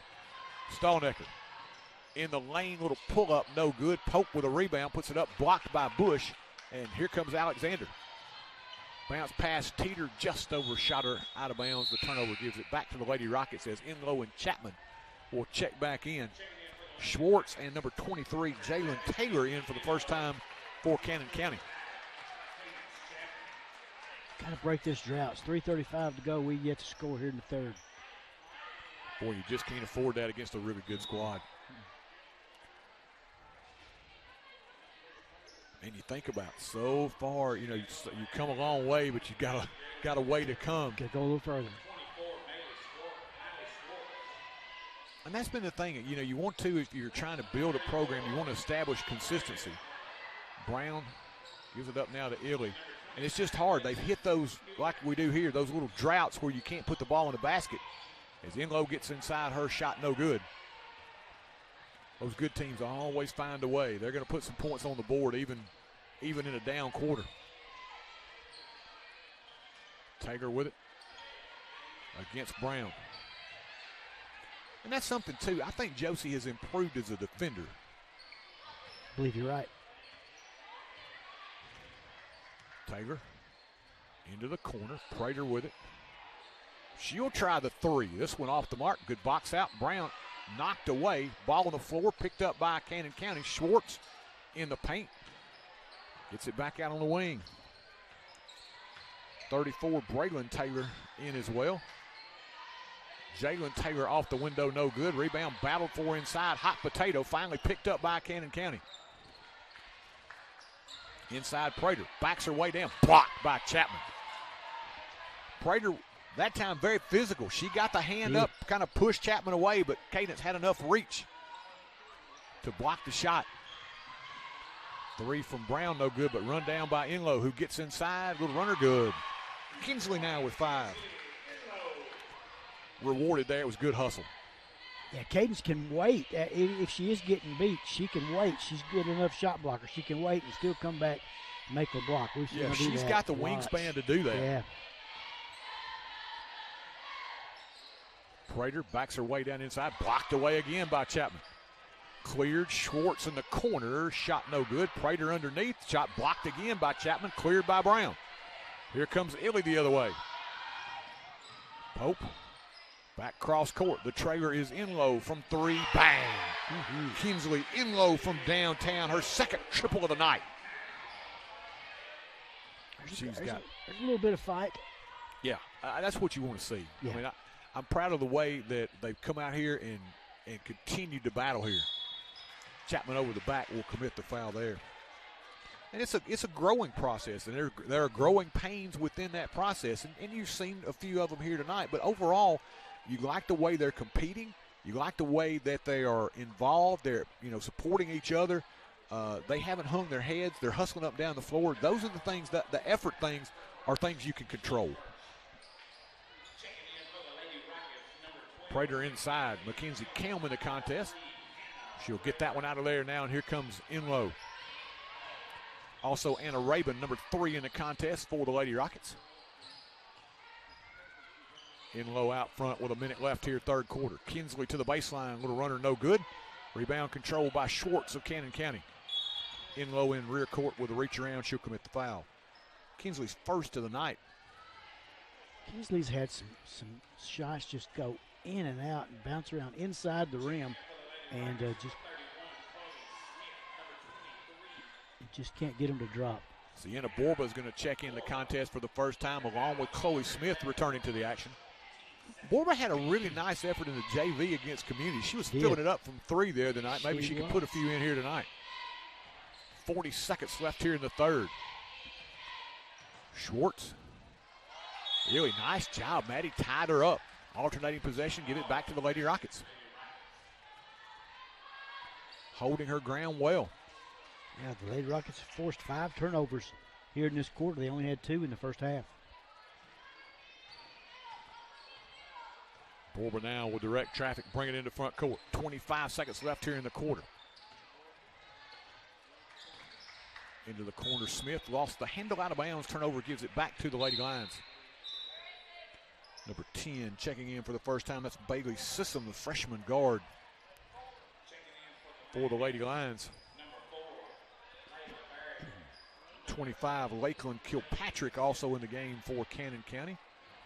Let's see who else we got. Number 4, that's Layla Barrett, sophomore. So Cannon County getting some of their reserves in here. Ball tipped away by Illy. They're going to say over and back. Thought Maddie may have gotten a hand on that one, but the official says no. As Sissom lost the handle. 11 seconds left here, third quarter. Lady Rockets trying to get one more on the board here. Borba out front, swings it down the wing. Smith fires the 3 ball, good. Chloe Smith from downtown. And that'll do it for your third quarter of action here from Chapel Hill with your score after 3. Lady Lions 58, Lady Rockets 28. Eye Care Clinic, Dr. Jeffrey Jordan and his staff offer a wide range of services, including comprehensive eye exams, advanced testing, and eye disease management. Fashion frames from top names like Guess and Kate Spade. They also stay on top of new eye care advances like Vuity and Upneat. And that unique Dr. J touch that always leaves you with a smile until your next visit. Make your appointment at 359-4373. Advanced Eye Care Clinic, 815 East Commerce. Hey, there's my girl. Who's that? Life can be uncomfortable. Your home doesn't have to be. Ream Heating Equipment was designed to bring affordable comfort to any home. So no matter your budget, we can help you feel comfortable, even when you can't be comfortable. Oh, come on! Yes, let's go! When it's time for a tune-up or a new HVAC system, contact the trusted pros at Clint's Air Care for expert service and installation. Welcome back here. Fourth quarter set to get underway here. Senior night in Chapel Hill as the Lady Lions leading the district at 7-0, showing just why they are 7-0 in district play, Ricky. Nobody has come within 14 of them in district play this year. It's stronger than New Rope right there. These girls are, those starting 5 especially, are just amazing. Now they're getting some sub players in the game to probably finish up tonight. Taylor got inside, put it up, and a miss. She steals it away. Leaner, no good, and we're going to get a foul on the Lady Rockets. It'll be Chloe Smith picking up the foul. And that'll send Jalen Taylor, the sophomore, to the line for a pair here. Fouled in the act of shooting. I thought the clock would run too. It's 30-point lead in the fourth quarter. Stopped right now. Yeah, I thought about that as well. Toss on the way good. Taylor now in the scoring column. First bench points of the night for the Lady Lions. Certainly. Second one on the way. This one no good. And we've got a lane violation. Lady Rockets in too soon. She'll get another. In the 30-point game, you're going to call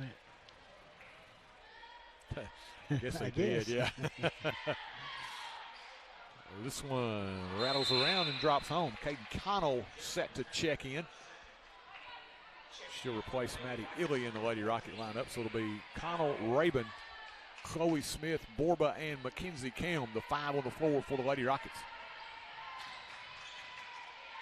7.5 left. Ball punched away. Borba gets it back. They'll swing it around the perimeter. Kelm puts it on the floor, backs her way in, and lost the handle out of bounds. It'll go over to the Lady Lions. Kilpatrick plays it in. Sissom with the dribble as she'll bring it into front court. And right now, Ricky, as a coach, you're wanting to see how this young group competes. You want to see if there's somebody in this group. And I always thought as a young player, I want to see at this point in the game, hey, I want to get in and show the coaches what I can do. I don't get that opportunity very often as a young player. Hey, when I get a chance, let me show here. Let me shine. Yeah, because you're losing a couple of seniors. You got to have somebody step up. That's correct. Borba gets the shot up, will not drop. We go the other way quickly, and here comes Sissom. Taylor turns and fires. 3-ball, no good. Rebound controlled by Kelm. Here comes Chloe Smith. Cut off. Up top, Borba from 3. This one a little short. And they'll go the other way.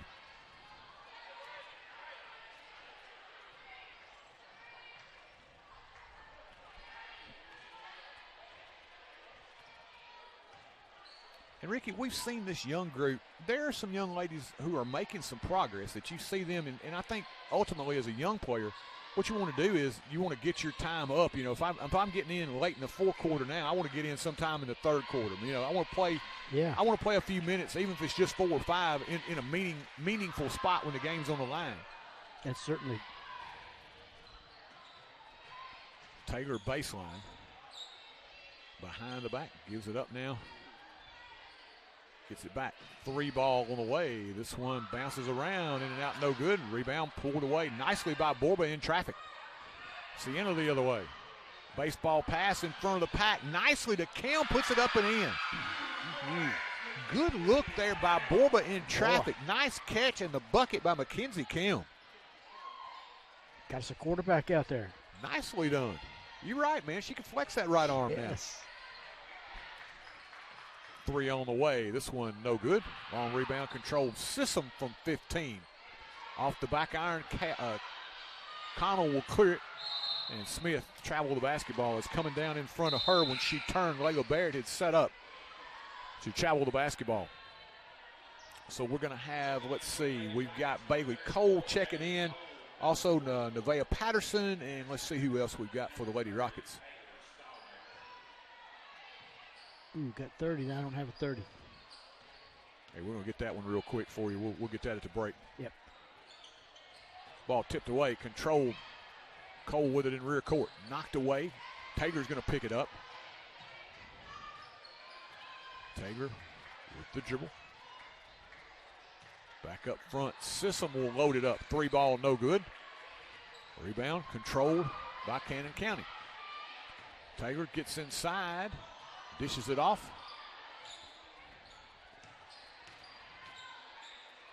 Runner off the window too strong. Rebound follow-up no good. Pulled away by Patterson in traffic.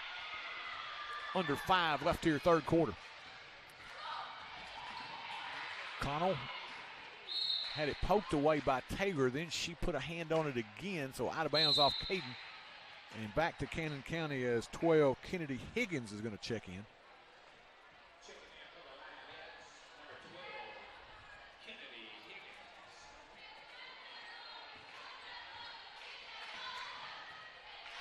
Four and a half minutes remaining here.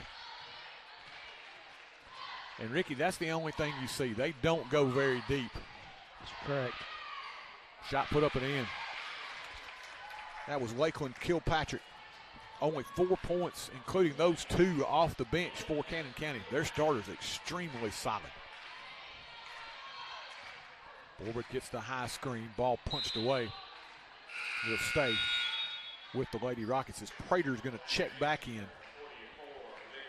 She'll replace Layla Barrett in the Woodbury lineup. Inbounds it comes. Connell with it. Connell all the way in, puts it up and draws the foul on Prater. Prater's second. As I'm like you, Ricky, I thought 30 up in the fourth quarter. That thing said tick, tick, tick, tick. That's what it's been doing earlier in the year, but not tonight. Maybe because it's senior night. I don't know. Connell to the line. Toss on the way. In and out, no good. Went down and came out on her. Caden Connell will get another. Second one on the way. This one a little short. Rebound, run down nicely. Good hustle by Borba. On the baseline, little jumper, no good. Rebound battle for, and we got a jump ball situation. Alternating possession. We'll leave it with the Lady Rockets.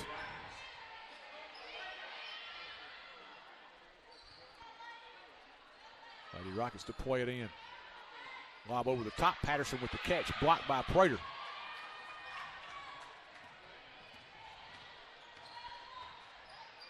Into front court. Prater underneath. Backs her way down to the left hand. Off the window and in.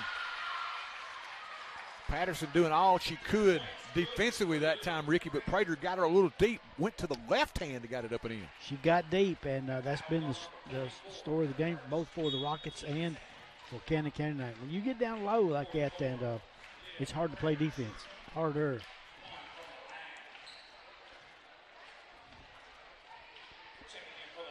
Cannon County's going to get a really good look here at who they could be playing in a potential for them. First game of a district tournament.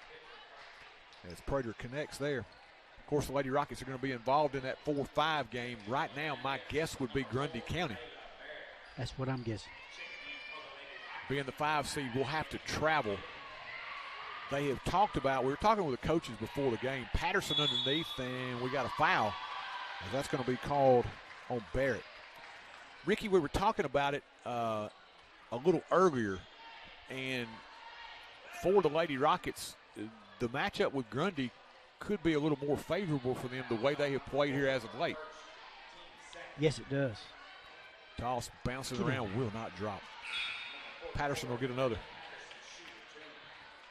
Yeah, these young ladies can get feisty sometimes. They're not as physical, not as big as other teams. They're physical, but their physicalness, it comes to an end when the bigger, stronger girls are out there. Back the other way, quickly with it. Taylor puts it on the floor. Jalen Taylor, 34, Braylon Taylor. As this time, Jalen Taylor fouled on the reach in by Connell. Connell pick up the foul, her first. Now that clock's running. Must be 35, 6:30.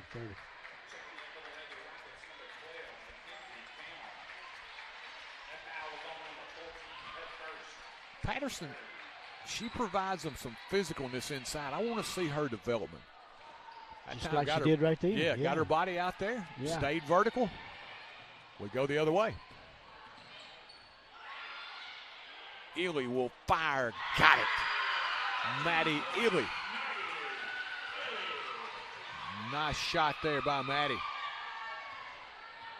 We're used to seeing Maddie come in as a courtesy runner on the softball field. Yeah. We're seeing her here in a couple of weeks. She's a good athlete. Very good. They're glad to have her out here with the basketball. Sissom, they'll swing it in the corner. Spot up three. This one off the mark. Ball punched away on the floor, picked up by Rabin. We're under 2 left here, fourth quarter. Rabin will bring it into front court. Cam calling for it down low. McKenzie draws a double team, tries to wrestle it away. We got a jump ball situation that'll go to Cannon County.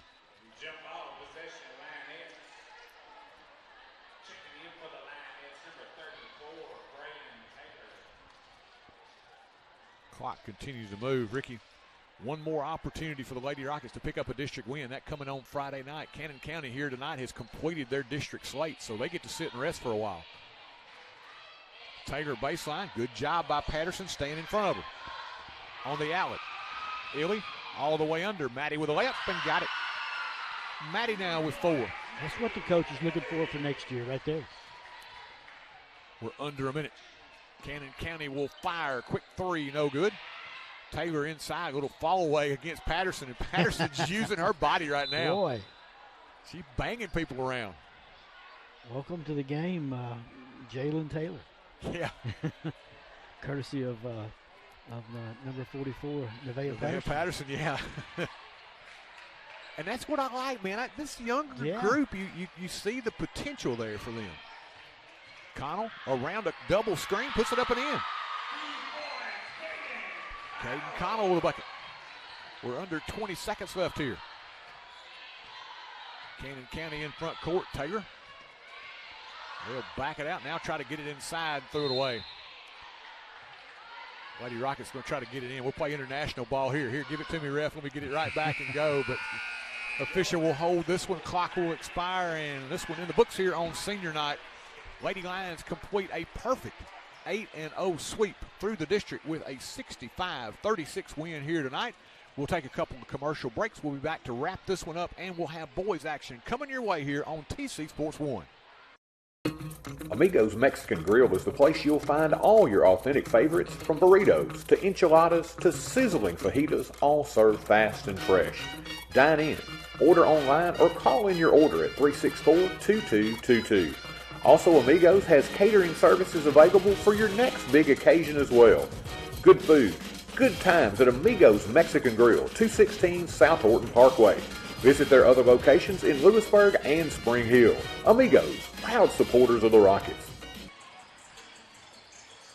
Advanced Eye Care Clinic, Dr. Jeffrey Jordan and his staff offer a wide range of services, including comprehensive eye exams, advanced testing, and eye disease management. Fashion frames from top names like Guess and Kate Spade.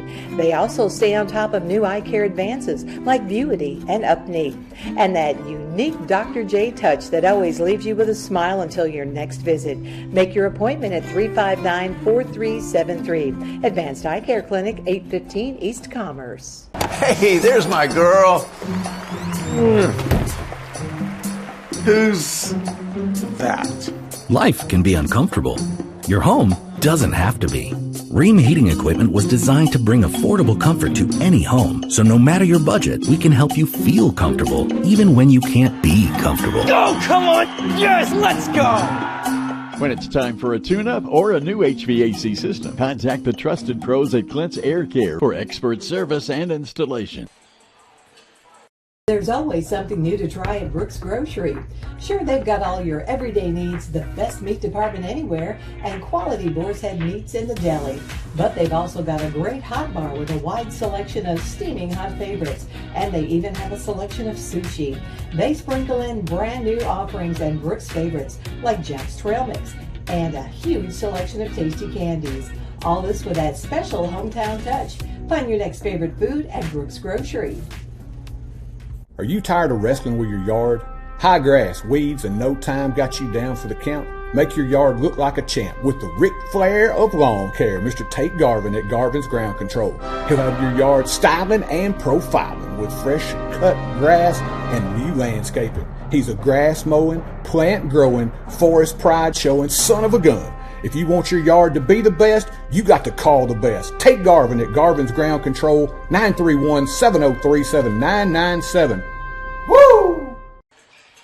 And welcome back here as we are between contests. And Ricky, before we start in with our final wrap-up, we do want to announce something. Miss Caden Anderson, of course, we're extremely proud of our young folks. They have just done a just wonderful job. We have enjoyed. They have just kind of lightened up everything around us, and I guess kind of makes us feel a little bit younger again. But they have done a marvelous job, and they're involved in so many things. Of course, we haven't had Peter as much because he has been involved in wrestling, very active in the Forrest wrestling team.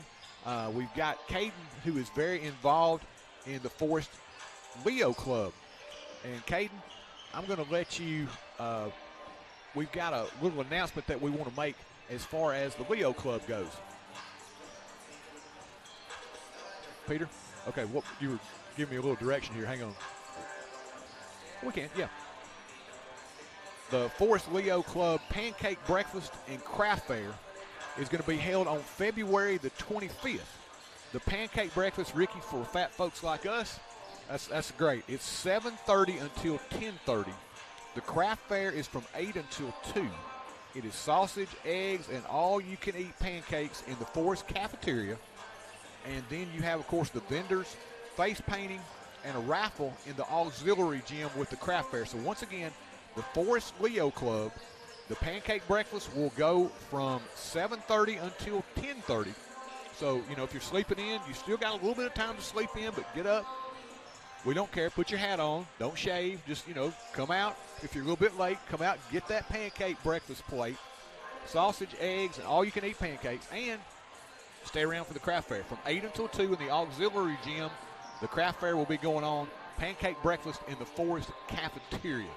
So we do want you to mark that down on your calendars. Once again, February the 25th. That is the Forrest Leo Club's Pancake Breakfast and Craft Fair. We'll mention that again, but we're awfully proud. Of course, Caden very involved in the Leo Club and happy to get that out there for them as well. Peter, let's take another break. We'll come back. We'll wrap up our girls' action, and we'll preview our boys' contest coming up here on TC Sports 1. Rain's moving in. Oh, yeah? You can tell by the clouds? No. Red moon tonight. Dew is damaged. You feel it in your joints? The flies are bad. Cow's tipped over. No. Nope. No. No. The wind. Yeah. Really? No. How do you know it's gonna rain then? Weather app. Free download. It's worth it. See your local agent, Scott Bond and Troy Cashin. At Apex Bank, being involved in the community is our top priority. The staff in Chapel Hill takes pride in supporting local businesses and students. From delivering Meals on Wheels and donating fish fry proceeds to giving tractor pull time and sponsoring the Rocketeer School Bank, Apex Bank is here for Chapel Hill. Come visit our location at 118 South Horton Parkway. We've got snacks and coffee, and we'd love to talk to you. Or give us a call at 931-246-7105. That's Apex Bank, member FDIC, and an equal housing lender. Hometown banking is having decisions in the books as the Lady Lions of Cannon County defeat the Lady Rockets 65-36. Ricky, let's take a look at our final totals. Okay, Troy, the Lady Rockets 15 of 42 shooting the basketball here tonight. 1 of 6 at the foul line, 22 turnovers. Cannon County 26 of 62 from the field, 8 of 9 at the line, and 11 turnovers. Individually for Cannon County, Abby Alexander, what a smooth young player she is. She had 14, along with Abby Lynn Teeter. She had 14. Jenna Bush with 17. Addie King with 9. And Nora Walkup had 4. That's your starting 5. And off the bench, they were able to have 3 young ladies score. Jalen Taylor, Lakeland Kilpatrick, each with 2. And Liv Prater had 3. Individually for your Forrest Lady Rockets, led by senior Cadence Chapman. Could be your final home game of her career. What a great game she had. She had 12, most of those coming in the first half. Kinsley Enlow had 8. Camry Warner chipped in with 3. Bailey Stallnecker had 3. Maddie Illy with 4. Mackenzie Kim had 2. Caden Connell 2. Chloe Smith had 2. I love the bench play tonight for the Lady Rockets. A lot of them in the scoring column here tonight. Yeah, and you like that. I mean, it's development. Those young ladies are getting some time, but they're making the most of their time. Love the way they were confident. They didn't back off from any action. Just went right in there, used the left hand a couple of times, and were fairly confident. Yeah, Peter, let's take one quick break, and we're going to come back, get one more commercial spot in. We'll preview our second game of the evening, Cannon County and the Forrest Rockets, coming up next. Hometown banking is having decisions made by a bank right here in your town, not in another city, county, or even state. It's neighbors and friends who know your name and take time to greet you when you walk in. It's modern technology such as online banking and mobile check deposits, while still being able to talk to a friendly voice for any of your banking needs. Come visit us at 4641 Nashville Highway or call us at 931-364-7888. First Commerce Bank, your first choice in hometown banking. Member FDIC, Equal Housing Lender. Stop in and visit Mac Equipment, your largest Exmark and Cub Cadet dealer in the state of Tennessee. Locally owned and operated in the heart of Chapel Hill at 109 North Horton Parkway, next to Southern Roots Hair Salon. Mac Equipment offers parts, sales, service, and rental. Their factory-certified technicians also service multiple brands of outdoor power equipment, making this a perfect stop for your future equipment repairs. Don't forget to visit our 2 other locations in Murfreesboro and Lewisburg. That's Mac Equipment. And welcome back. Ricky, second game, Rockets are going to have to do what Coach Weekly said. He said the one thing, and we've talked about it, they don't want a game that's going to get into the 70s and 80s. The most points we scored was in that contest against Community. They were running up and down the floor. We ended up putting 60 up. But for the Rockets, they want to be in that high 40s, mid 50s if they've got a chance to win this contest. You can't have Cannon County get to the 83 that they put on the board the first time these teams met. And he's smart enough to know what he said to us, talking to us. They have to play their game. They have to control the tempo. Yeah. They have to do these things to frustrate the other team that's is way up there above them with record, with their size, and the games that they've won, their confidence level probably. Cannon County's going to come in here confident. And they got to find a way to frustrate it. Cannon County's going to come in here mad tonight. They took a 15-point drubbing at the hands of Community last night. They were perfect in district play at 6-0 heading into last night. They got beat by 15 against Community. So you think about that. They definitely had the wake-up call last night. I don't think they're going to be napping tonight against the Rockets. That could be bad news for the Rockets. A lot of times when you have a team like that, a big bounce-back win is just about ready to take place. Now let's look. We talked about what we've got in the next few days as far as this district goes. Rockets are going to be number 5, as the ladies are. But who do you play in that 4-5 game? That's right. You want to get a certain matchup. I think for the ladies, they could have a good matchup. It's going to be Grundy, I feel like, unless I'm sadly mistaken, but I feel like Grundy's a much better matchup, even though you've got to go up on the mountain. I do feel like they're a better matchup for the Lady Rockets than quite possibly Community or Cascade would be. I think you're right. I think that certainly would be the best matchup on the ladies' side. Now, you want to talk about the men's side? All right, 6-1 right now is Cannon County. They're at the top of the heap. They're going to win the district contest or district race. At Cascade at 3-3. Tonight, they've got these last few games for the middle pack is going to be huge. They've got Grundy County tonight at home. Then on Friday night, they entertain the Rockets. You think about Community at 3-3 now. They're the hot team. What they've got left, Grundy, back-to-back. On Thursday, they will be at home. Then they have to turn around and go up on the mountain on Friday night. Grundy, of course, same situation for them. They've got Cascade tonight. Then, of course, they get Community 2 times to end the season. So we're going to find out in the next 3 days just how this is all going to shake up. We could end up with Cascade. We could end up with Community. We could end up with Grundy. Right now, nobody knows. I've got to say right now, my money's on Community finishing out of that 4-5 just simply because they're playing the best basketball right now. Yeah, they've really turned it on here at the end of the season. Again, I said this earlier in the broadcast, when you need to. And boy, they look so sharp. Put 94 up against the Rockets and shot 38 of 64 did Community. And Makai Fleming, he was silent over here when we beat them. But he had 18 against us. Lovern had 19. Sticker had 14. Berman had 9. They had balanced scoring all up and down the place. Even their bench players scored. It's catching.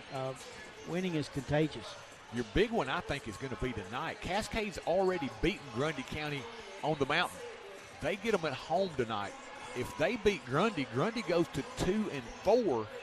Cascade is 2 games above them already with 2 wins against them. And Community, you got to think with the way they're playing right now, it's going to be tough for Grundy to beat Community. You could be looking at going on the mountain for a one-game playoff for the Rockets both nights. It could be girls against Grundy, boys against Grundy. And quite frankly, right now, those are the 2 teams that I feel like you've got the best chance of winning against. Parson is great in his own right. He is a wonderful player. His supporting cast can be suspect at times. for the Rockets, they played Grundy County fairly well, especially here. Kind of let things get away from them in the second half there on the mountain as they got hot in the second half. But, I mean, you got to feel like you got a real possibility of having to head up on the mountain a couple of times. Yeah, I think so. And if we do play that team up there, Grundy, both teams play Grundy, then we were entertaining the thought of maybe playing a doubleheader, but that's got to be worked out. That's not a done deal yet. Yeah, not a done deal. We got a lot of stuff to do. Yeah. But I think Coach Weekly said, I'm going to put that out there, before it shakes out. He said, we're not going to know. They're going to meet on Friday, and he was really lobbying for them to meet on Saturday because things could change a lot after Friday night. Yeah. For us, we would love to have just one game where you played both nights, but right now they don't even know what night they're going to start the tournament. You would have thought possibly girls playing on Monday, boys playing on Tuesday. Then you might have Wednesday off. You played on Thursday for your semifinals for the girls, semifinals for the boys, and then you'd have championships on Saturday. But, don't know how that's all going to play out. They thought about now maybe even starting on Tuesday night and playing through. So there's still a lot of things to be decided. As we said, we'll keep you up to date. If you follow Facebook, you can follow me on Facebook or check it out. We'll have that out there for you as soon as we find out. Also, you can follow us on Twitter. You can go to the website. We'll put some matchups up there as well. So we'll try to keep you abreast of exactly when the Lady Rockets and the Rockets will play. We do know one thing. We'll play again for the final regular season game on Friday night. That's correct. We'll head over to Cascade. Folks, we do want to tell you, of course, most of you, if you've been long-time listeners and watchers, you're very aware, Cascade, we have trouble with being able to broadcast just simply because of all the dead spots there. So we're going to go over there and make an attempt on Friday night. If we can't get on video-wise, we're going to at least try audio, and hopefully we'll be able to get you something on Friday evening. But first, we got some boys action for you tonight here on Senior Night. Tough team, these Lions from Cannon County. We're going to head down to the scorer's table once again where Miss Brenda Brown will give us our starting lineups.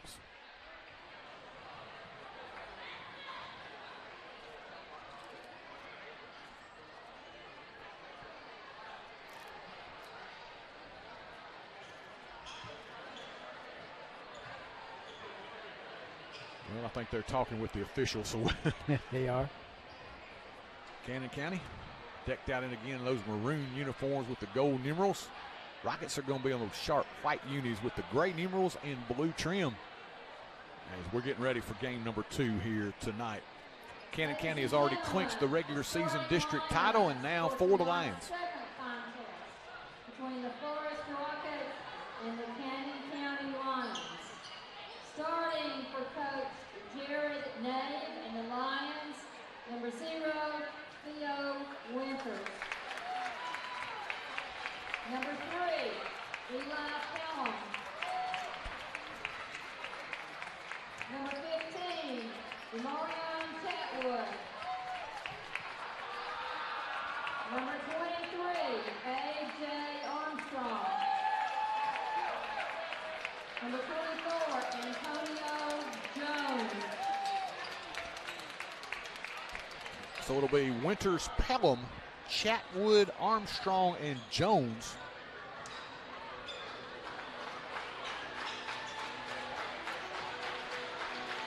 For Cannon County. And now for the Rockets.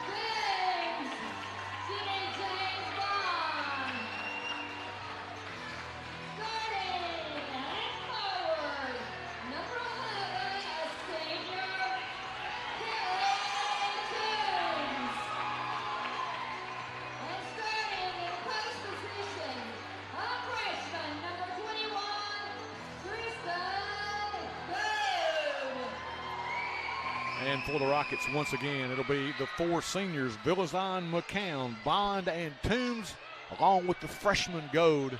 And we're almost ready to get this one underway here. It'll be Jones to tip it up against Bray McCown. First time these two teams met a couple of weeks ago. Ricky, 83-43, Cannon County. That one in Woodbury. Tip controlled by Bray McCown. Goad now with it. Cannon County will begin man-to-man. Bond will kick Goad baseline.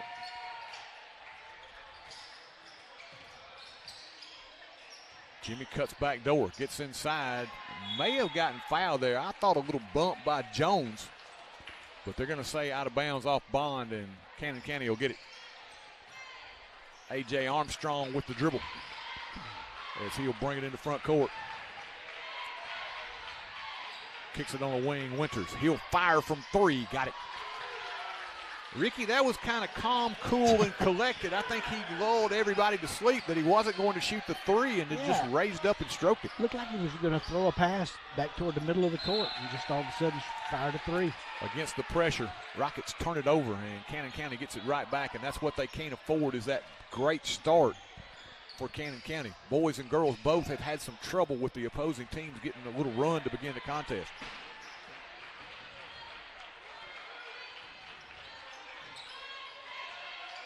Chatwood left side, back up top. Armstrong straightaway 3, bottom. Little ball fake by Armstrong left him enough space to get off the 3, and he drains it. Goad in front court. Over the pressure, McCown will fire and connect. Under control. Very nicely done. Goad with good court vision, and Bray McCown with a finish. Cross-court pass punched away. Villazon into the hands of Toombs, and here we go the other way. Kelly gives it up top. Bond fakes, penetrates inside to the baseline. Villazon, he stepped on the inline. Villazon had a head of steam coming baseline, Ricky, when he tried to turn the corner. Just got enough of that shoe on the baseline. Good idea. He was drawing the defense to him and had Goad open in the corner for a 3-pointer if he wanted it. Just had got that sneaker on the line. Back in the old days, you would have said the Converse on the line, but that's it. Yeah. Nobody wearing those anymore. I don't think so. Taylor Swift's the only one I know's got any of those. Chatwood, the bounce out front. Winters between defenders. Drew the defenders, the kick to Jones, and boy, they have opened up. Warm is an understatement. 3 of 3 from deep. There's another turnover. And Cannon County gives it right back. Too far into the corner for Winters to retrieve, and we'll head the other way. Yeah, Cannon County 3 for 3, all 3-pointers. Haven't missed a shot yet. But much like the girls, they get the basketball to where they want. Trying to beat the pressure. Armstrong steps over, intercepts the pass. Bodies everywhere as Chatwood puts it up and in. Nope, check that. We said they introduced Chatwood. We were looking at our book. It actually is Locke. Demarion Locke with a bucket. Cannon County this time Locke fires no good. So Ricky, they introduced it as Demarion Chatwood in the lineups, but it's actually Demarion Locke. He had changed numbers at any rate. Okay. Villazon gives it up now to McCown. They beat the pressure into front court. Ben out top. May have gotten away with an over and back there. Tried to dump it inside the Locke and knocked away, but excellent, Ricky, on ball pressure. Absolutely. No let up on this team as well. There is no Ricky thinking about what you're going to do tonight. You've got to be reactive. Yes. Goad off the inbounds, gets it back from Villazon and connects from way downtown in the deep corner. Confidence as a freshman, that's amazing. Man, he is just so smooth.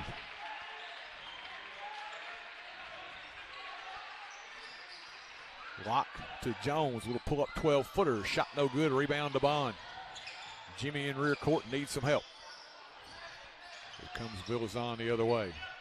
Pass tipped as Winters Racing the other way with the left hand. Got it. Theo Winters with a bucket and a quick timeout for the Rockets as they have fallen behind by 8 here early. Funeral home and cremation services had its beginning in 1939 when Thomas H. Lawrence established the business. Lawrence Funeral Home has always strived to provide compassionate, dignified, and professional service to every family it serves, regardless of their circumstances. Lawrence Funeral Home pledges to the families of Marshall and surrounding counties to continue providing excellence in funeral service. In your time of need, our family is there for your family. Lawrence Funeral Home and Cremation. Ricky, quick timeout for Coach Weekly. We talked about it early. The pressure right now for Cannon County, that double team is coming really hard, and when you try to go cross court with it, they're lobbing it, and it's easy pickings right now. It looks like they're even anticipating that we're going to do that, and it's an easy takeaway. And Ricky, the reason, and I, it's kind of textbook on how to run a trap, because if you get that trap, the object is you want to make them throw that cross-court pass. Put it up in the air. Give that guy time to run it down. And speaking of running it down, Villazon taking it inside Pelham, and Villazon got over there and blocked it away beautifully. Good job staying with it there, being Villazon. Oh, down the lane, Cutter, Locke, put it up and in. That was nicely done on the inbounds feed. Rockets lost Locke, who got right down the middle. Goad. Now Bond out top, hounded by Locke. Well, you talk about belly button to belly button, man, they are all over the Rockets right now. Locke's got some wingspan on that defense, too. Looks like a big eagle out there gliding around on the floor. There's a switch, too. Nicely done as they go cross court. McCown open three ball, a little too strong. Checking in for the first time, Lucas Phillips, number 11 for Cannon County. Lions by 10 here early. 3.5 minutes left here, opening quarter. Phillips will work it into front court. Rockets in that 2-3 zone. Ricky, and again, I think that too is by design to kind of slow the game down a little bit. Correct. Not only on the offensive end, you want to slow it down, you want to slow it down defensively as well, because if you go man-to-man, they're going to try to speed that tempo up. Along the baseline, nice cut. Jones open, left it short. Goes back, tips it now to Winters. Winters, oh, what a crossover. Gets inside, flips it up and in. Ooh, that was some broken ankles that time. Man, what a crossover by Winters. That was super quick. What a play. How long can he keep doing that? He still looks fresh. He's out there clapping his hands now. Man, he plays. Goad, we talk about how little effort it looks like it takes him. Winters, it doesn't take him much effort either. He's so good. Yeah. McCown thought about the three, covered up quickly by Winters. Leaves it now with Villazon. We need some threes. I hope Bray starts shooting them here in a minute. Boy, it's tough to get a good open look. Ball punched away from Bond, picked back up by Jimmy. They're just having to work so much for every opportunity right now. And look at how far they're having to back out to start their offense. Got us pushed back for sure. Ball tipped away as McCown tried to get it to Toombs. Knocked away by Jones. We're going to have right back into the game Armstrong and Carson Farrar will check in for the first time. Toombs. Gives it in now, McCown with it. He's matched up now against Locke. Between the legs, Bray turns the corner. He'll fire the 14-footer, no good. High for the rebound is Farrar.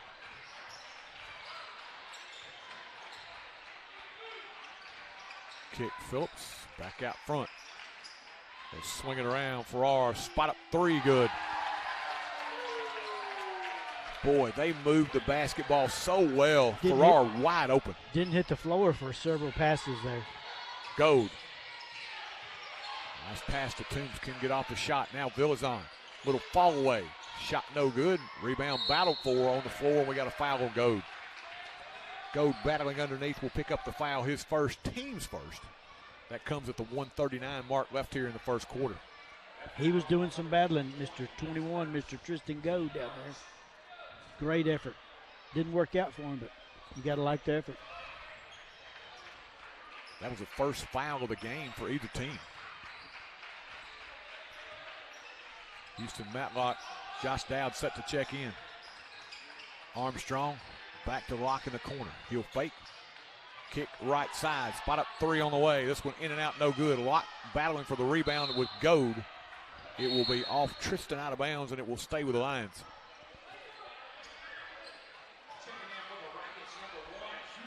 Armstrong will play it in. Is Tristan limping a little bit? I hope not. Couldn't tell. I think he's okay. Armstrong lobs it in. He'll get it back in the corner. Fakes, penetrates, dumps it under to Locke, who had it poked away from behind. He ends back up with it. Little up and under, no good.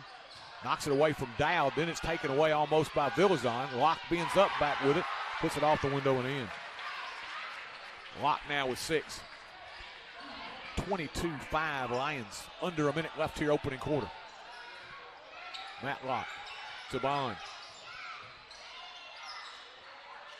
Jimmy tries to step through and got a foul on Cannon County. Ricky, you see right now there's more of a sense of panic when the Rockets get it. They're not calm right now. They're looking for where that defense is coming from. How do I get rid of it? Trying not to throw it away. Yeah. And that's a chore in itself. Yeah, they're not looking right now. They're looking at how do I not turn it over rather than how do I run the offense. Dowd traveled with it. Big fella got it out top, shuffled the pivot foot. And we'll go back the other way. And again, that's what that pressure is designed to do. Mentally make you think about things. You can't be fluid against it. They don't want you to operate quickly. They spend a lot of energy on defense due to the Cannon County Lions, but then when they get the ball on offense, they look calm, cool, and collected, look smooth. Lob inside, almost went in. Rebound pulled away, and the fall away by Farrar goes. He's got 5. Villazon, we're 10 seconds left here in the quarter. Pass tipped into the hands of Bond, who has it knocked away, and we got a foul. Showtime might have been coming to the Forrest High School gymnasium had they let that one go. They had 3 guys out in front. And I think you're right. Looked like they were setting it up how the steps were going to go. Fouls on Winters. That's his second, only the team's second. Matlock off the inbounds, tried to get it inside to McCown, punched away out of bounds, still 3 seconds left. Rockets got to catch and shoot here. Ben Villazon to work it in. Lob out front. McCown got a good look. 3-ball. Bang! All day. Bray McCown at the buzzer. And the Rockets will finish on an up note. After 1, the score. Cannon County 24 and Forrest 8. Lewisburg Animal Hospital is Marshall County's premier small animal veterinary hospital. As part of the community since 1977, our 4 doctors and highly skilled team offer preventative care, internal medicine, general surgery, and ultrasound. In addition, Maggie Rue Pet Retreat and Grooming Salon is located adjacent to the hospital and offers a full-service grooming and lodging for your companions. Give us a call to schedule an appointment. Lewisburg Animal Hospital is proud to be your other family doctor. Your one-stop shop to keep your vehicle running smooth is J&J Automotive. From routine maintenance like oil changes to brake repairs, tires and alignment, and exhaust work as well, J&J has got you covered. They work on gas and diesel engines. Call Vince or Matt Jackson at 931-364-5602 or stop by their location at 1791 Highway 99. Keep your vehicle in tip-top shape at J&J Automotive. Second quarter set to start here on senior night. Good one for the visiting Lions. Whatever issues they had last night, they seem to have worked them out here in the first quarter. Got a foul up top on Houston Matlock. Ricky, I think it just goes to show you how well Community is playing right now. They beat them by 15 last night, 78-63. And by watching this game, you don't see how that's possible. No. Armstrong backs his way down inside, spins, fires, and scores. A.J. Armstrong now with 5. He made a strong move right there, but again, he made it look so easy. There comes the double team. McCown in rear court. Gets it across the time stripe to Jimmy Bond. In the corner. Villazon from deep. 3-ball, no good. Rebound out of there. Here comes Phillips on the move. Phillips all the way baseline. Got bumped by McCown. No foul. Rebound, no good. And now we've got a player down. Villazon, I think he's okay. We're going to have a foul on Cannon County on the rebound. Cannon County very aggressive on that offensive board there. Foul on Farrar, his first, team's first. Only 2 fouls in that first quarter for Cannon County, and both of them assessed to Theo Winters. Watch that zone trap. Watch that movement. Bond baseline. Jimmy floater got it. Pretty. Nicely done by Jimmy Bond.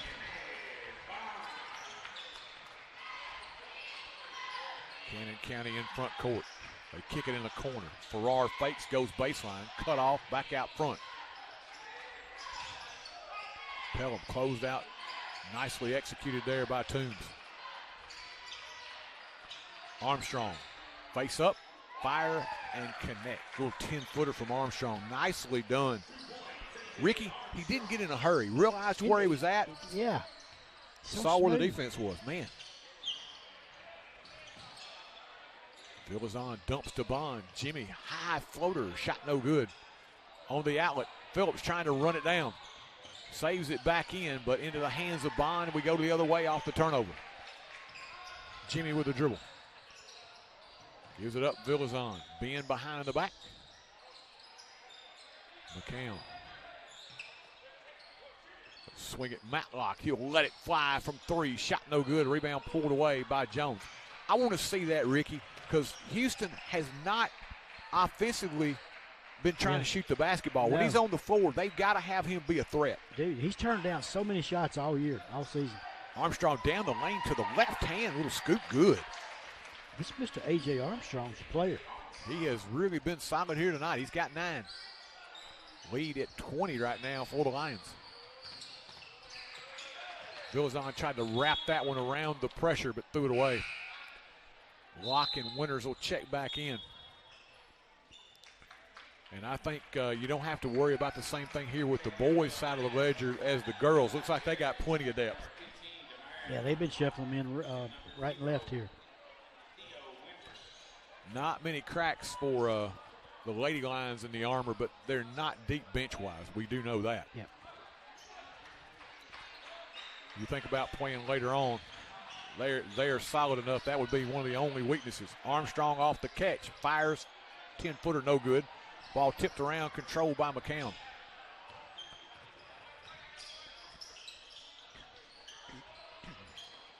Villazon out front, gets the screen. Kicks in the corner to Bond. Jimmy in the paint. Nice dish. Gold from 3. No good. Rebound. Back to Tristan. Tried to dump it inside. Deflected, but it ends up in the hands of Villazon from 15. No good. Armstrong on the outlet. Here we come the other way. Locke on a wing. Goes low block. Turning, firing, and scoring is Eli Garrett.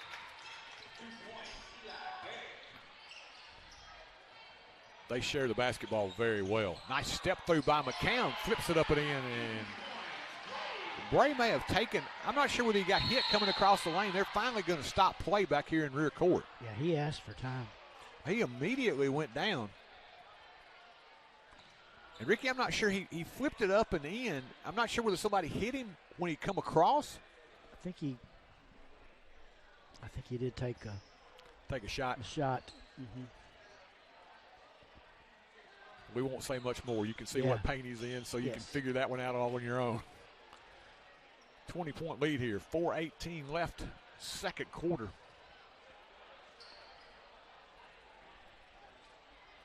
Moving to the area and need a place to store your possessions?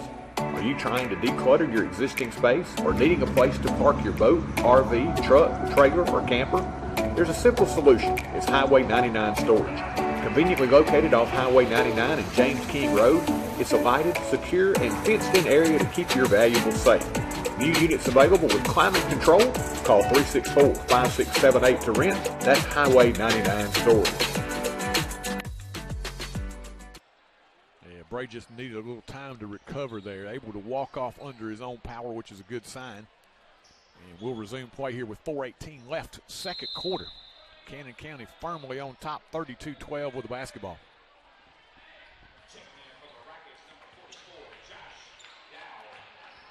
Rockets going to try to pick up the pressure a little bit here as they kick Jones. He'll spot and fire. 3-ball, no good. Good box out. I think Goad didn't realize he had a shot at that one. He didn't have to knock it away. Locke wiggles into the paint. Shot no good. Rebound follow is no good, but we got a foul. Antonio Jones, I think they are going to rule him in the act of shooting. Ricky, I really think he was trying to pass it. I think he was too.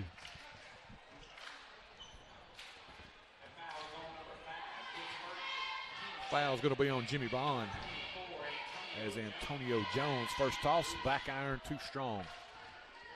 He will, however, have another. Antonio Jones rolls it around. The second one on the way. This one good. Jones with 4. Villazon picks up the dribble, gives it in front court now to Matlock. Dumps it inside. Dowd with a nice catch, puts it up and in. Josh Dowd. Good move there by the youngster with authority. You know, that's important for him. He needs the reps and needs to be able to show. I mean, that was a good, strong move. Dump inside. Dowd challenges, but Garrett able to get it up quickly, get it over him and in. 3-touchdown game now, 35-14. Goad in front court. Ball off of Armstrong's foot, out of bounds, and back to the Rockets. Goad had in his mind to go to the basket right there. Just got a piece of it, did the Lion defense there. Slow him down just enough to make the ball go off the foot. Phillips and Pelham will check back in for the Rockets. Villazon, Dowd, McCown, Goad, and Bond, the 5 on the floor for Coach Weekly now. Ben. Ball punched away. Nice steal there by Jones. 2-on-1. Punched away. Nicely done by Bond on the deflection. We go the other way off the turnover. McCown down the lane. Blocked from behind by Jones, out of bounds. Good defense on both ends that time in transition, Ricky. Very good defense. Garrett will check back in for Cannon County. Coach likes to have offense, but he also likes your players to play defense when you have a chance to. 2:51 left here, second quarter. As Armstrong, he was over in the corner there for just a second. Now they'll get the game back underway. McCown out top, thought about the 3, puts it on the floor against Armstrong. Punched away from behind. Jones trying to clear it. Lobs it in front court now. Phillips with it.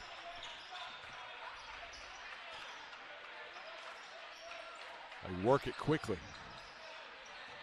Phillips, baseline. The cutter is locked. Puts it up and in. Well executed there. They allow you to. Oh, there's a steal. Steal in, putting it up and in is Phillips. And once again, that little run by Cannon County has stretched the lead even further. The Rockets will take timeout. Moving forward with strong tradition. It's the town's motto, but it holds so true today. The town of Chapel Hill is balancing expanded growth with preserving the small town traditions that make it special. The town's administration and employees would like to take this time to reaffirm their commitment to the citizens of Chapel Hill and to wish the Rockets and Lady Rockets success in their upcoming seasons. From the home of the Lions Super Bowl of the South, the town of Chapel Hill says, "Go Rockets!" My mouth.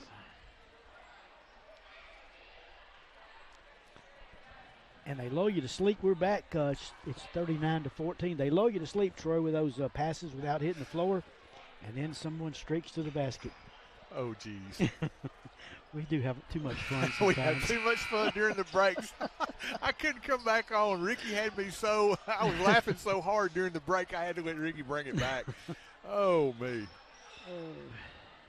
We do have fun. We're missing Noble tonight. We are. Hope he's where he can watch. Bond with it in front court. We did get Noble at the end of the game. I don't know whether you stuck around long enough the other night. We had some fun at the end of the game, but Ricky's giving us our teenage slang lesson for the night. Steal the other way. Pelham up and under, and he'll draw the foul on Villazon. Eli Pelham will go to the line for the first time tonight to shoot a pair. It's everything we can do to keep him from shooting those bunnies up onto the floor. They're fast getting down the floor after the takeaways. First one on the way, the lefty connects. That's the thing. You see how well, and you just see how well they go from offense to defense and back to offense quickly. I mean, heartbeat. Yeah. Turn on a light switch. They really attack you defensively, and they turn that into excellent offense, because how many times tonight have they had the numbers off the steal? Oh, tons. Bond. And I'm going to be honest with you, I really think in this kind of game, Villazon usually excels. They've done a really good job even one-on-one against Ben. Pelham in the lane, Villazon flying by, altered the shot. It'll be out of bounds and back to the lines. Yeah, Ben hadn't even had a lot of shots tonight. I don't know. He hasn't had very many at all. I don't know how many, but not that many. He's a consistent scorer for the Rockets. Off the inbounds. Phillips passes on the three. They'll swing it around right side. Pelham will take it.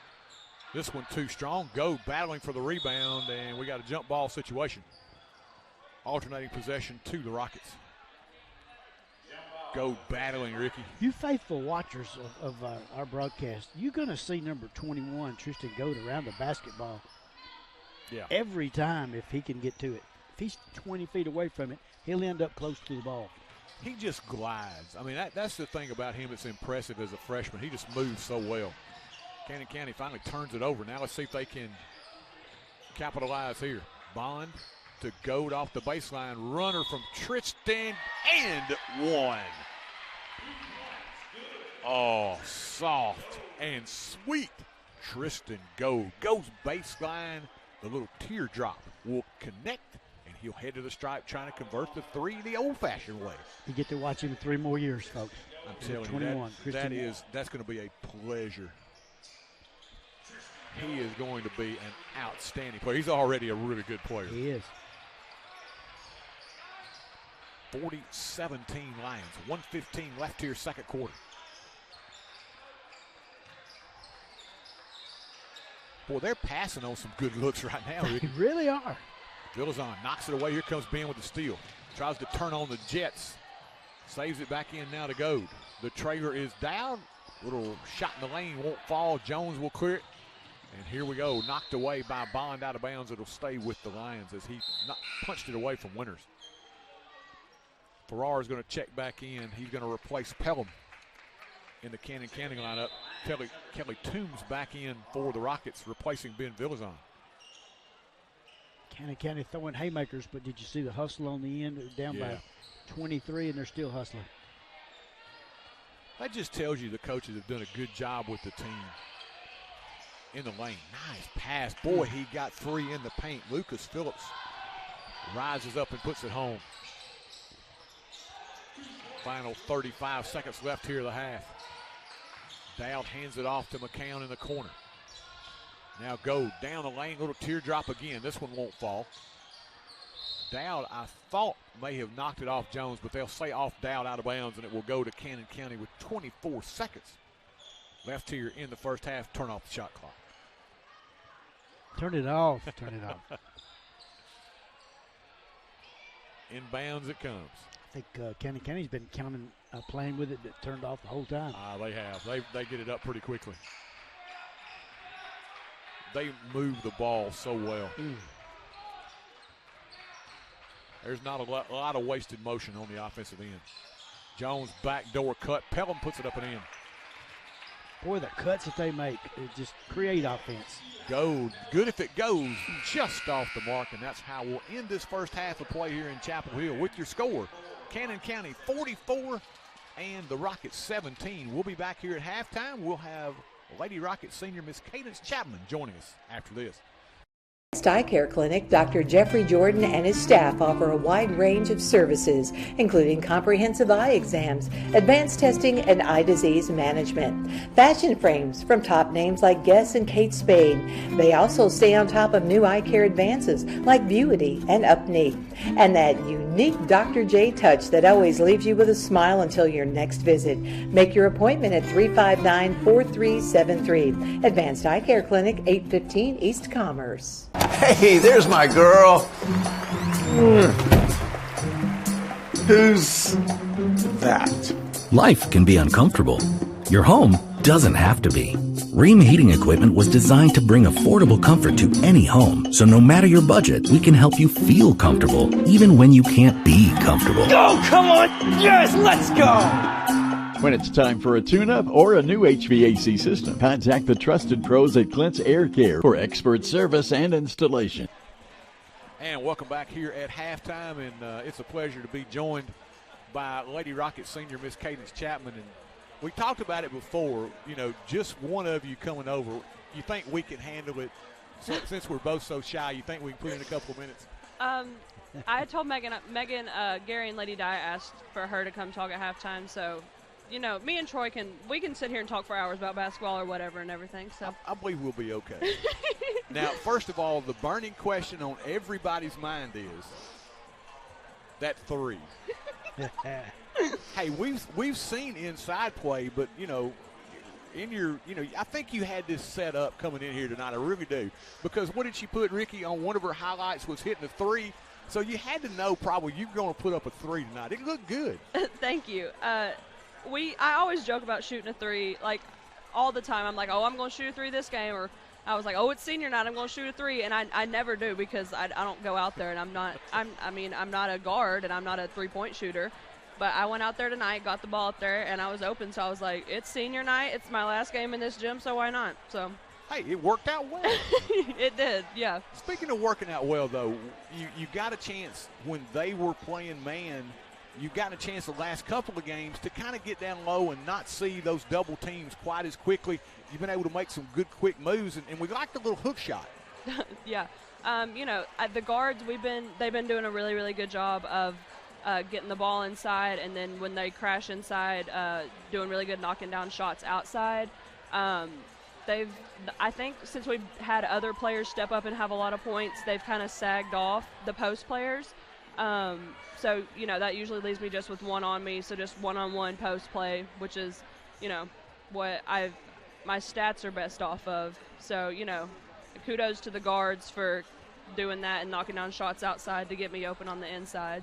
Talk about how you stayed together as a team. It's very impressive to us that you haven't had the wins and losses. You know, the record's not what you want it to be, but here tonight you came out, competed well against what would be a top team, and we've talked about if you match this effort up against a Grundy County, you know, you got to feel like you're going to get that first win that you're probably going to see maybe, I guess, them or community. And right now I got to feel like it's going to be probably Grundy County in that first round matchup. Yeah. You know, I think at this point in the season, we're just trying to have fun with it, and we know we don't, you know, it's coming to the end of everybody's season, regardless of win or lose. It's coming to the end of the season. So I think we're just trying to enjoy it and put our best ball out on the floor now. I wish we could have done it earlier. I mean, you know, there's been a lot thrown at us. But I mean, I think we're playing our best ball now. You know, we have a lot of good opponents we play against, but I think we're playing really well together as a team. You know, just working really well through each other. So, what's it like for you? You've had to kind of be the voice. You know, you're the senior. You played a lot of minutes in your career. You know, you're having to be the leader. And you know, you've had to do that coming off the bench. You've had to do it in a starting role. What's that like to have to kind of be the, you know, shoulder the burden of that leadership? You know, it just depends on who we play. Like, sometimes we call it smash and dash. Like, when I'm in, we call it smash. And then when, like, we go with, like, Addie Howes or Pope and, like, the faster lineup, we call that dash. And they run the ball and they gas the other team. And then I come in and we smash and we go with, like, a bigger lineup.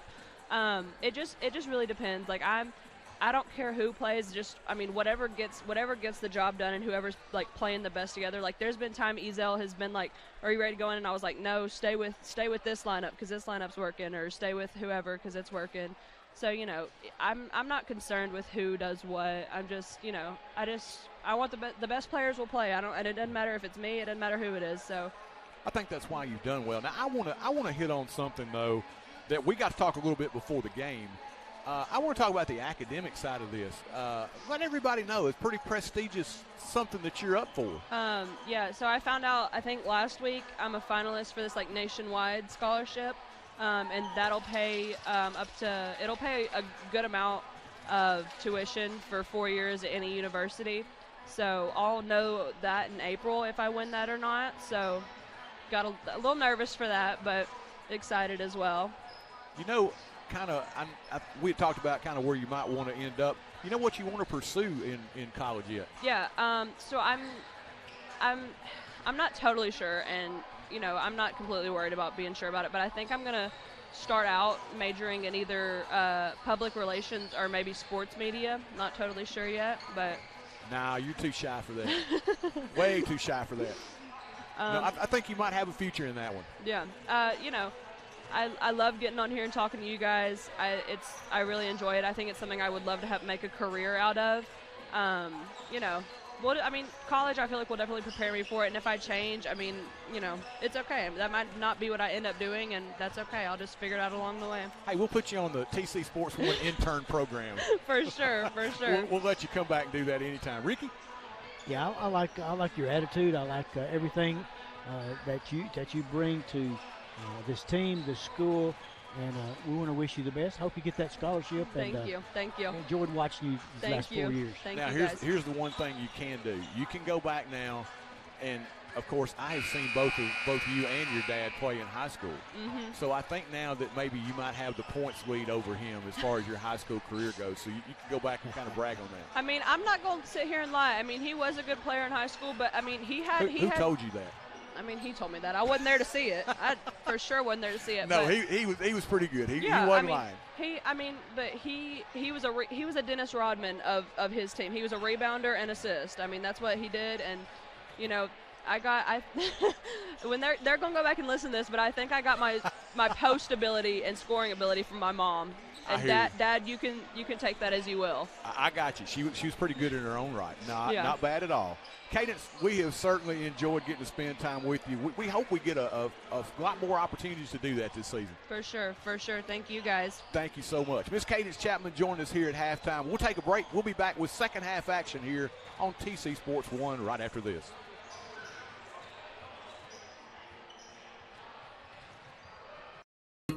Amigos Mexican Grill is the place you'll find all your authentic favorites, from burritos to enchiladas to sizzling fajitas, all served fast and fresh. Dine in, order online, or call in your order at 364-2222. Also, Amigos has catering services available for your next big occasion as well. Good food, good times at Amigos Mexican Grill, 216 South Horton Parkway. Visit their other locations in Lewisburg and Spring Hill. Amigos, proud supporters of the Rockets. There's always something new to try at Brooks Grocery.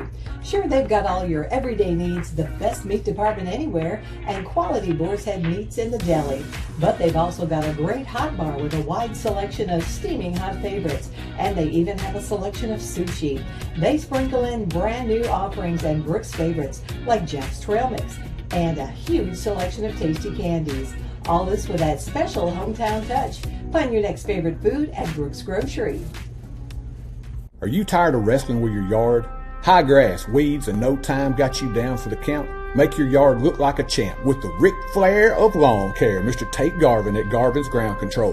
He'll have your yard styling and profiling with fresh cut grass and new landscaping. He's a grass mowing, plant growing, forest pride showing son of a gun. If you want your yard to be the best, you got to call the best. Tate Garvin at Garvin's Ground Control, 931-703-7997. Woo! And welcome back here at halftime. Mr. Ricky Swinney, the quick 20-second wrap-up here of the first half. Okay, 7 for 21 were the Forrest Rockets in the first half. 1 of 1 at the foul line and 13 turnovers. Cannon County shot it well, just as the ladies did earlier. 19 of 32 from the field, 2 of 4 from the line, and only 6 turnovers. They lead it here 44-17 as we start the third quarter. Individually, Winters with 7, Pelham 3, Locke 8, Garrett 4, Farrar 5, Phillips 4, Armstrong 9, and Jones 4. A lot of people scored for them. McCown with 7, Bond 2, Goad 6, Dowd with 2 for the Rockets. And that was your 22nd wrap here. Nicely done, Ricky Sweeney. Thanks, sir. Lions to play it in here as we begin this third quarter from Forrest High School. Senior night here this evening. And it's been the Lions coming in after taking their first district loss last night at the hands of Community. They have played well here in a rebound effort tonight. Locke shot no good. Armstrong got it back. Locke comes inside a little out of control. We're going to have an offensive foul. Nice job by Goad.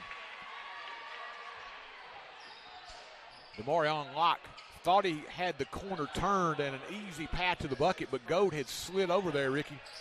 Yeah, took the charge. There he is again around that basketball. Making something good for the Rockets happen. Bond out front. Gives away now. McCown comes up firing the 3-ball, no good. And we got a foul on Goad, crashing the glass. Did he crash it or what? Hey, he's like a bowling ball and just pins flying after he hit those couple of Cannon County players. Boy. He is strong, too. I mean, he's not, even when I was a senior, Ricky, I think I was like 6'4", 160. I mean, you could have blown me away. He's a solid build as a freshman. Yeah, he picked up the 7-10 split right there on that play. He did. 2 guys went down. I mean, he's able to be physical. You don't see a lot of guys that are freshmen, much less play, but are able to, body-wise, be able to play at this level. Kick. Pelham turned the corner. Now he'll fire the lefty from 17 is good. Pelham with 5. Villazon tried to get it into the front court, knocked away by Jones out of bounds. It'll stay with the Rockets. Just underway here, third quarter, 1 minute gone by. Cannon County firmly in control as they look to go 7-1 in district play and secure the top seed. Toombs trapped, and we got a quick timeout by Coach Weekly. We'll take it as well. Rain's moving in. Oh, yeah? You can tell by the clouds? No. Red moon tonight. Dew is damaged. You feel it in your joints? The flies are bad. Cow's tipped over. No. Nope. No. No. The wind. Yeah. Really? No. How do you know it's gonna rain then? Weather app. Free download. It's worth it. See your local agent, Scott Bond and Troy Cashin. Welcome back. After the timeout, Villazon to play it in. Ricky, on ball, they have been so solid here tonight. Goad inside McCown. Draws a quick double team. Now Villazon from 15, no good. Goad with a loose ball rebound. Goad again, put it up and in, and he drew the foul. Quick leaper. He got the first one blocked, went right back, grabbed it up, put it up and in, and drew the foul. He just did that so he could get him some rebound stats. Exactly. Just going to pad the stats. I know him. Locke's second foul of the night. Goad to the line, rattles it home. Goad with 9. We mention his name a lot, but again, he's around the basketball a lot. Inside Jones. Oh, what a nice spin. Shot put up, no good. Rebound controlled by Jimmy Bond. That was a nice spin move in the paint. Looked pretty. Reminded me of myself. Never. I know better than that. Into the corner, Villazon. I tell you what, it's amazing to me how good, you know, most of the players now, you may have back in the day, you know how it was, Goad penetrate, shot no good. Back in the day, you had a couple of guys that could really play and maybe 2 or 3 guys that were average at best. I mean, you got guys all over the floor with talent, and you go 2 or 3 deep in the bench a lot of times on many of these teams with guys that can really play. And you're speaking the truth right there, Troy. Just the level that they play at and the things that they can do. Goad, little flip, tried to go back and get his own. Villazon will run it down. Shot partially blocked, controlled by Jones. Jones the other way. He'll stop, square it up from 3, and got it. They didn't pick him up. And he said, you know what? I'll just take the triple. Drained it. He spent some time in the gym shooting the basketball. Yeah. Villazon punched away from behind. Picked up by Armstrong. They want to run. Here comes Locke. Locke cut off by McCown. Dumps it inside. Armstrong quickly put it up as he realized he had Bond on him and drew the foul on Jimmy. Little mismatch down there. Yeah. Armstrong realized quickly he had Bond behind him, and when he got the entry pass, he went right up with it, just leaning into Jimmy, drew the foul. Jimmy's foul, his second. Armstrong to the line for the first time tonight. He's got 9 on the evening. Armstrong looks like he could play a little football pretty nicely. Nice size young man. I was trying to think. I believe maybe he did. First toss good. They've also got, I see the name Tucker Kine. You may remember him, the tight end. He signed with Tennessee State to play football. Okay, makes sense. Armstrong, we're ready for the second toss. This one on the way and good as well. For a big guy, he moves well.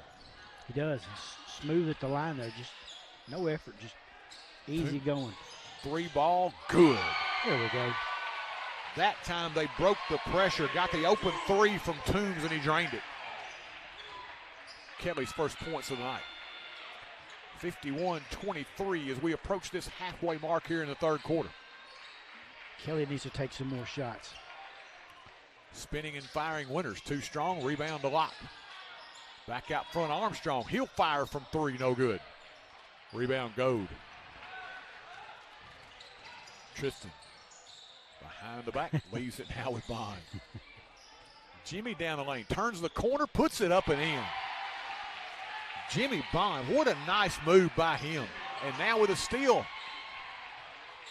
Bond to the trailing McCown, gets inside, puts it up and in. Little flurry by the Rockets.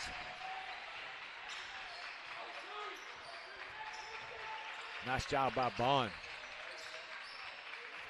Jimmy with a bucket, then gets the steal. Winters in traffic.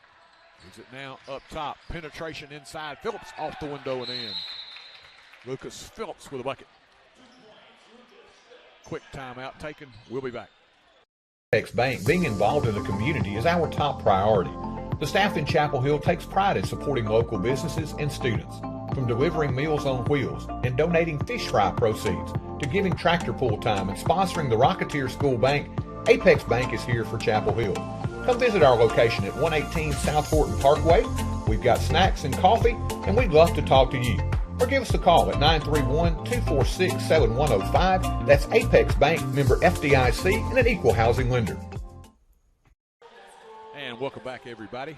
Once again, senior night here. We want to thank the contributions of our senior boys basketball players, Kelly Toombs, Jimmy Bond, Mr. Bray McCown, and Mr. Ben Villazon here. And fellas, they have played a lot of basketball. And we want to mention also manager Annabelle Temple. They've been around a lot of games. They've had to play young, so they've been involved in a ton of games. And here you want to see them try to finish strong down the stretch. You feel like they're in a kind of position like the girls, that they get into that 4 or 5 game, they come in and play well, they could win it. Yeah, there's not going to be any pressure on them, so it's building up to that, and somebody could be ripe for an upset. Yeah, and I'm going in, they're going to be the 5 seed, but I mean, I really feel like if it's Grundy, which is what I think right now, I mean, it will be at Grundy. That's the thing that you kind of worry about. But, you know, outside of Parson, there's nobody on that team that just super scares you. They've got some guys that can fill it up. They'll jump out and grab you. That's right. Yeah. The other way, thinking about trying to poke that one down with Ferrari. He's going to turn around and talk to McCown a little bit. Bray doing his best just to ignore it and go on. Nicely done there by Bray. Absolutely. This senior night, and Bray's got 9 points of his own, looking for some more. He don't want anybody bringing that stuff in here tonight. Yeah, he said, you know what, I'm not going to talk to you and take a chance on getting thrown out of the game. I don't think so. First shot good. But it was a good move by Ferraro. Jones is going to check back in, replacing Armstrong. Second toss on the way, good. You know, when you look down this roster, they've got some players. I mean, they could play for a while as well. There's one of them right there. Winters just stretches out there like he's going airborne for a football, trying to high point it. Jones at his feet. He maintains. Toombs with the pressure now. Kelly getting after it. Bounce to Locke. There's the double team back up front. Winters. Spot up three. Good. Theo Winters now with a dozen. He's the guy that just makes it look easy. Gold spins. Leaves it now with McCown. Bray puts it on the floor. Can't get the shot off. Now Bond will fire. Jimmy, high arcing three. Bang! Jimmy Bond. Oh, it's no secret. Jimmy knocks it away. Toombs will pick it up. All the way under against Jones. Puts it up. Shot no good. Jones will clear it. On the outlet. Spin inside. Fall away. Phillips good. Lucas Phillips now with 8. Jimmy Bond down the lane. Jimmy puts it up. No foul as Jones is going to clear it. On the outlet. Winters to Locke, and he'll draw the foul from behind. It'll be good. Tristan's third. Locke's going to send himself to the line here as Houston Matlock getting set to check in for the Rockets.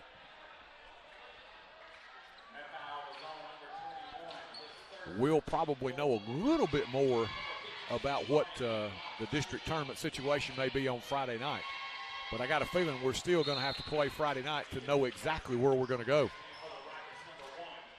Locke with 9 now as he looks to get in double figures. Yeah, strong bench by this team. Several players have scored. Balanced scoring up and down the lineup tonight. Second one on the way, good as well. Locke in double figures now with 10. Off the inbounds, punched away and stolen by Locke. Locke on the wing. To the cutter now. Phillips inside, a little fall away. He banged into McCown. Yeah. Then the fall away is good. Phillips now in double figures. We approach the 1 minute mark left here in the third. Baseline McCown. Spins and fires. This one will not stay. Gold with a rebound. Tristan funnels it to McCown down the lane. Shot won't go. Bray got his own. Foul from behind by Pelham. Eli Pelham with his first. It'll send Bray McCown to the strike for a pair. Good offensive board work there by the Rockets. Yeah, nicely done there. McCown now looking to be the first Rocket in double figures, and he will step to the line here with 9 points on the evening.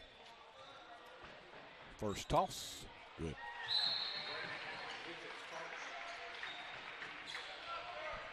Checking in for the first time, it's going to be 33 Anderson Laura. Also, Garrett will check back in for the Lions. Second one by Bray, in and out, no good. Rebound pulled away by Cannon County. Jones in front court to Pelham. Under a minute left here, third quarter. Inside they go. Garrett spins a little half hook, and we got the foul on McCown. McCown's just saying, hey, I had my hand right here. He just kind of leaned into me. But Bray's going to pick up the foul.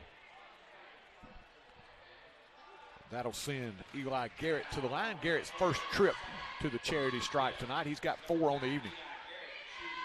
First toss, in and out, no good.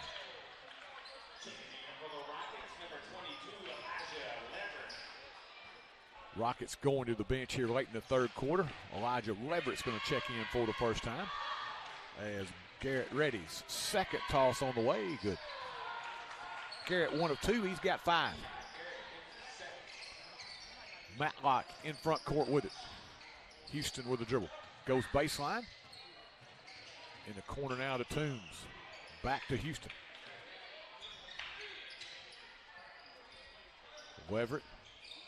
They like that youngster, Ricky. Yeah, they do. Gold. knocked away and got a holding foul call. We've seen him play in the JV games, and I think, again, that is so important in the development of your young players. Get them some time. I think he'll have some playing time next year. Yeah. They want to see him step up over the summer. Bond. Jimmy between defenders.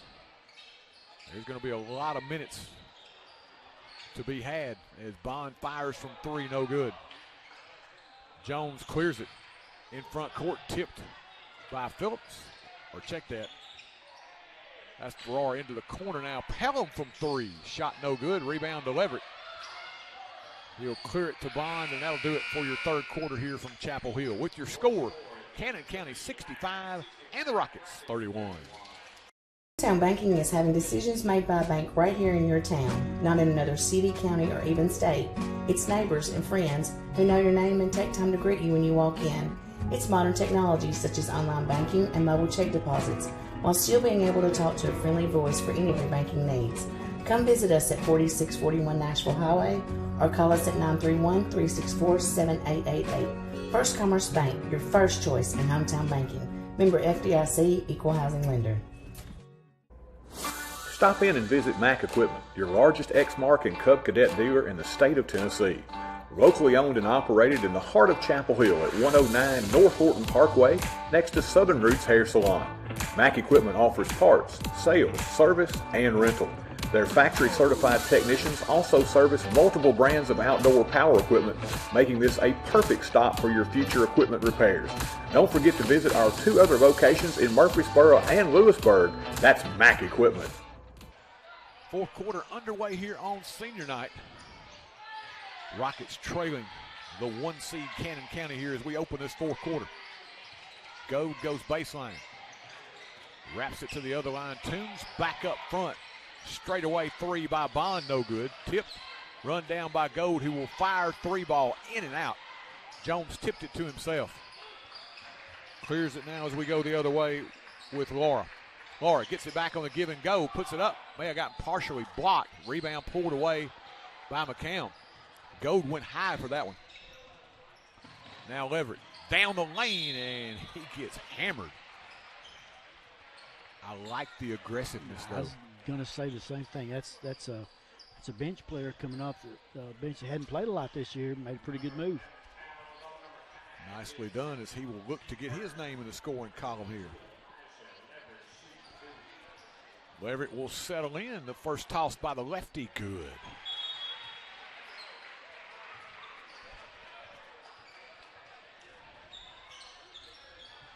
You know, you look down, and like we say, there's going to be a lot of minutes to be had next year. You got McCown, Bond, and Villazon. All three senior starters will be gone. Toombs played a lot of minutes off the bench, so you got four guys that ate up a lot of minutes. Leverett in and out. Rebound pulled away by Cannon County, and here comes Locke. Anderson, they'll kick it in the corner. Cannon County has said the starter's going to get one more run here. Locke fires back out front. Winters backs up, fires from three, left it short. Rebound tipped around. Pulled away by Cannon County. First try no good, second try no good. Winters will kick. Farrar hangs in the paint, shot no good. Rebound finally cleared by the Rockets. Here comes Bond.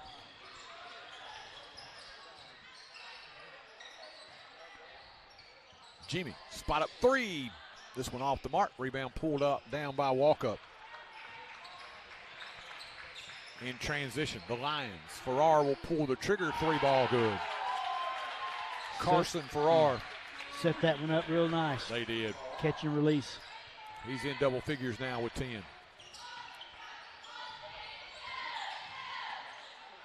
McCown puts it on the floor. Bray, little fall away. Will not go. We got a foul walk up. Looks like Cannon County reserves are going to check in, and the starters' night will be done. As Bray McCown will step to the stripe where he is 1 of 2 tonight. Walk-up will remain on the floor. Let's see who we got. We got 42 checking in. That's Preston Hamby. 22 is Tucker Kine. 12 is Cam Booth, and we got a 25 who we do not have listed here. McCown.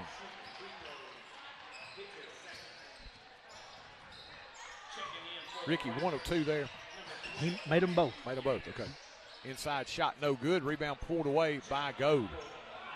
I looked down, I'm sorry, I was trying to yes, see who was in. Bond down the lane, Jimmy, shot good. Ricky, I think that's what they've got to have in this rest of the season remaining from Jimmy. He's been much more offensive-minded tonight. We've been missing those shots. He just don't take enough, and he's producing tonight. You know, especially last year as the 3 put up and in. 25, the mystery man, drains the 3. They'll swing it around the perimeter. Goad with it. 5 minutes left here, full quarter. Goad between defenders, puts it up, no good. Went back, got his own loose ball rebound, and draws a foul.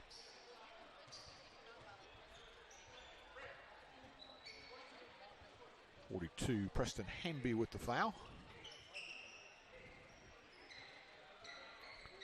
As Goad's getting set to play it in. Clock continues to run here. Back out front, Leverett. Lob inside McCown, backs his way down. Nice cut inside. Matthew Yeager's checked in. He got it blocked from behind out of bounds.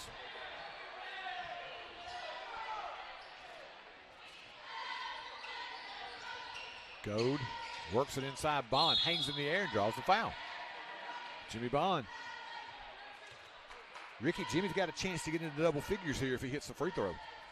Yeah, we've been missing him not being as active, an active shooter.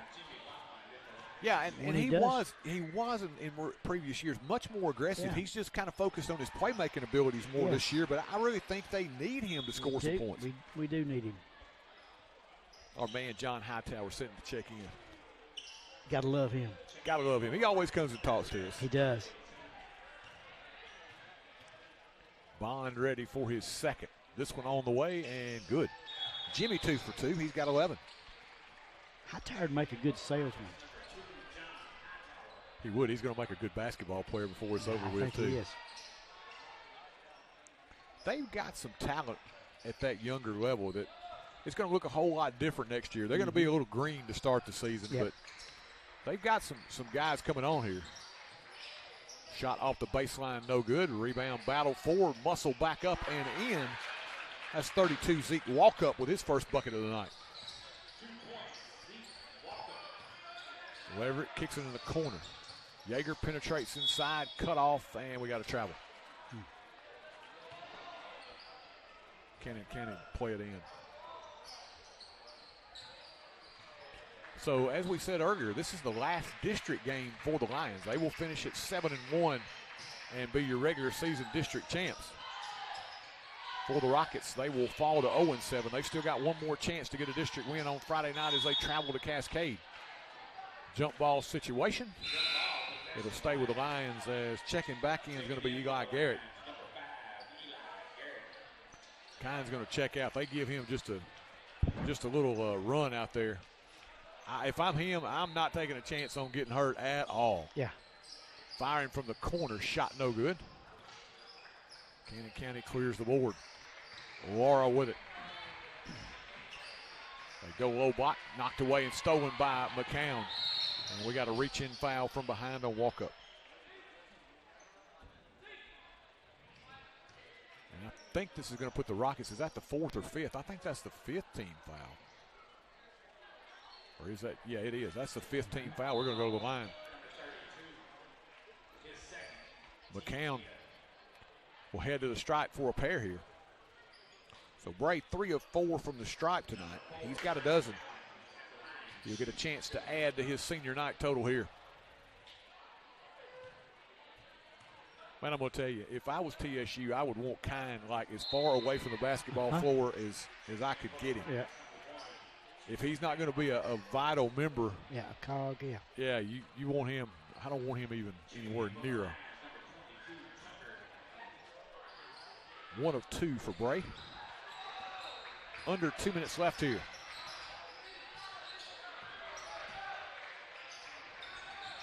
Cannon County inside. Kine spins and fires, no good. Leverett will clear the rebound. Bray McCown behind the back. Leaves it with Hightower. Enjoyed. You don't get a chance to very much. McCown will fire from 3. These young guys have gotten a chance more to play with their group of seniors. It's always pretty special. At the end of the year, the coach kind of let us stay in, and one of our guys, he was like the 12th, 13th man, and he didn't get a lot of time. So I got to stay on the floor a couple of minutes and play with him. It's always pretty nice that senior night. Yeah, that's pretty cool. And it was the point where you really wanted him to score. You know, you had some opportunities, but you kind of wanted, like, hey, he ain't got a lot of time. He's worked really hard. You want to get him some opportunities. Yeah. So that was one of the moments I remember from very neat from being in high school was, you know, that 3 or 4 minutes we got to play together as seniors. That last play right there, 2 shortest guys on the field, on the floor, tried to do an alley-oop. Hightower and Kine backs inside, blocked by Dowd and cleared by Leverett. Final 30 seconds here is Hightower in rear court. Brings it across the time stripe, into the paint. Puts it up, blocked away. Rockets will get it back as the clock continues to move. Got to get it here, ref. Give it back to me. We got to get a shot off. 15 seconds and counting. Alley-oop to Matlock right here. Yes. Dowd inside against Kine, who blocked it away. Now Kine the other way. Kine all the way under. He'll put it up and in. Tucker Kine. And that'll do it. And for the Lions, they will close their district portion of the schedule at 7-1. The Rockets will drop to 0-7 in district play with a final here tonight of 75-39. We'll be back to wrap it up here in just a few moments. You've watched Rocket basketball here on TC Sports 1. Funeral home and cremation services had its beginning in 1939 when Thomas H. Lawrence established the business. Lawrence Funeral Home has always strived to provide compassionate, dignified, and professional service to every family it serves, regardless of their circumstances. Lawrence Funeral Home pledges to the families of Marshall and surrounding counties to continue providing excellence in funeral service. In your time of need, our family is there for your family. Lawrence Funeral Home and Cremation Service. Are you moving to the area and need a place to store your possessions? Are you trying to declutter your existing space or needing a place to park your boat, RV, truck, trailer, or camper? There's a simple solution. It's Highway 99 Storage. Conveniently located off Highway 99 and James King Road, it's a lighted, secure, and fenced-in area to keep your valuables safe. New units available with climate control. Call 364-5678 to rent. That's Highway 99 Storage. Lewisburg Animal Hospital is Marshall County's premier small animal veterinary hospital. As part of the community since 1977, our 4 doctors and highly skilled team offer preventative care, internal medicine, general surgery. Got much to say. And welcome back as the Rockets take on Cannon County here tonight on senior night, and it's a solid Cannon County team that rolls into Chapel Hill and takes a pair of victories. Ladies in game number 1 win at 65-36. Here in the nightcap, 75-39 Cannon County. Ricky, final numbers. Rockets 13 of 47 from the field, 8 of 11 from the line, 17 turnovers. Cannon County 29 of 62, 9 of 12 at the line, 10 turnovers. Individually for your Rockets, senior night, Bray McCown 13, Jimmy Bond 11, Kelly Toombs 3, Tristan Goad with 9, Josh Dowd with 2, Elijah Leverett with 1. For Cannon County, a lot of balanced scoring. A lot of people scored for them. Theo Winters with 10. Eli Pelham with 5. DeMario Locke with 10. Eli Garrett 5. Carson Farrar with 10. Lucas Phillips with 10. Tucker Kine with 2. AJ Armstrong 11. Antonio Jones 7. Zeke Walkup 2. And Cannon County's going to win it here tonight, 75-39. For the Rockets, one final chance to get into the win column, try to pick up win number 2 in district play. And I think I said 0-7, 1-6. I'm sorry, they did beat Community here 53-50. I apologize. One final chance to pick up that second district win, and Ricky, head into the tournament on an up note. up note will be good, and that certainly would be. And we are still gonna finish in number 5 spot, probably. Yeah, they're a solid both ways. I don't think you can get out of you can't. You're both solid 5s right now. We got to wait and see, because we've already seen anything can happen in a game with just 5 teams in it. Anything could happen. Well, there's a mad jumble right now. A lot of games to be played between Grundy, Cascade, and Community in the next 3 days that will determine those 2, 3, and 4 spots. And then, of course, who will have to play in that 4-5 matchup. So we'll have a little bit more of an insight on that when we get together with you on Friday night. Folks, as you know, we're going to head to Cascade on Friday night, hopefully be able to get enough signal there to be able to get out to you and bring you that final regular season game of the year. That's all for tonight. We want to thank our fine production staff, Mr. Peter Wilson, Mr. Jay Schillig, Miss Caden Anderson, handling the filming chores as always, doing a wonderful job. We do want to tell you again before we leave, the Leo Club Pancake Breakfast, that's going to take place on February the 25th. All you can eat pancakes, sausage, and eggs. That's going to run from, I believe, 7:30 until 10:30. They also have a craft fair as well that will run from 8 to 2 in the auxiliary gym. Face painting, lots of things going on there. We encourage you to get out and support the Forrest Leo Club. Once again, mark your calendars, February the 25th. It will always be a great event. Ricky, I know you know a lot about that as well.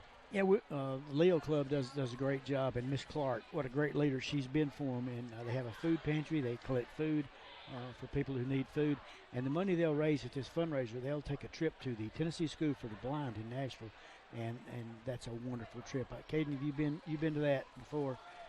That's a great place to go. See those young folks enjoy Christmas. They go at Christmas time, and they'll each receive a gift from a lot of the Lions Club members, and we're glad to have such a strong Leo Club here in Chapel Hill. We're, as we said, so fortunate to have the young folks that we have and see them involved in so many things here at the high school. Once again, folks, we thank you for joining us. As always, we appreciate our sponsors who make it possible for us to come out here each and every night to bring you this action. Once again, not the turnout that we wanted here tonight as the Rockets and Lady Rockets drop a pair to Cannon County, but we'll be back with you for the regular season finale on Friday night. Until then, for Ricky Sweeney, this is Troy Cashin. Have yourselves a great night, everyone. You have been watching Rocket Sports Live here on TC Sports 1.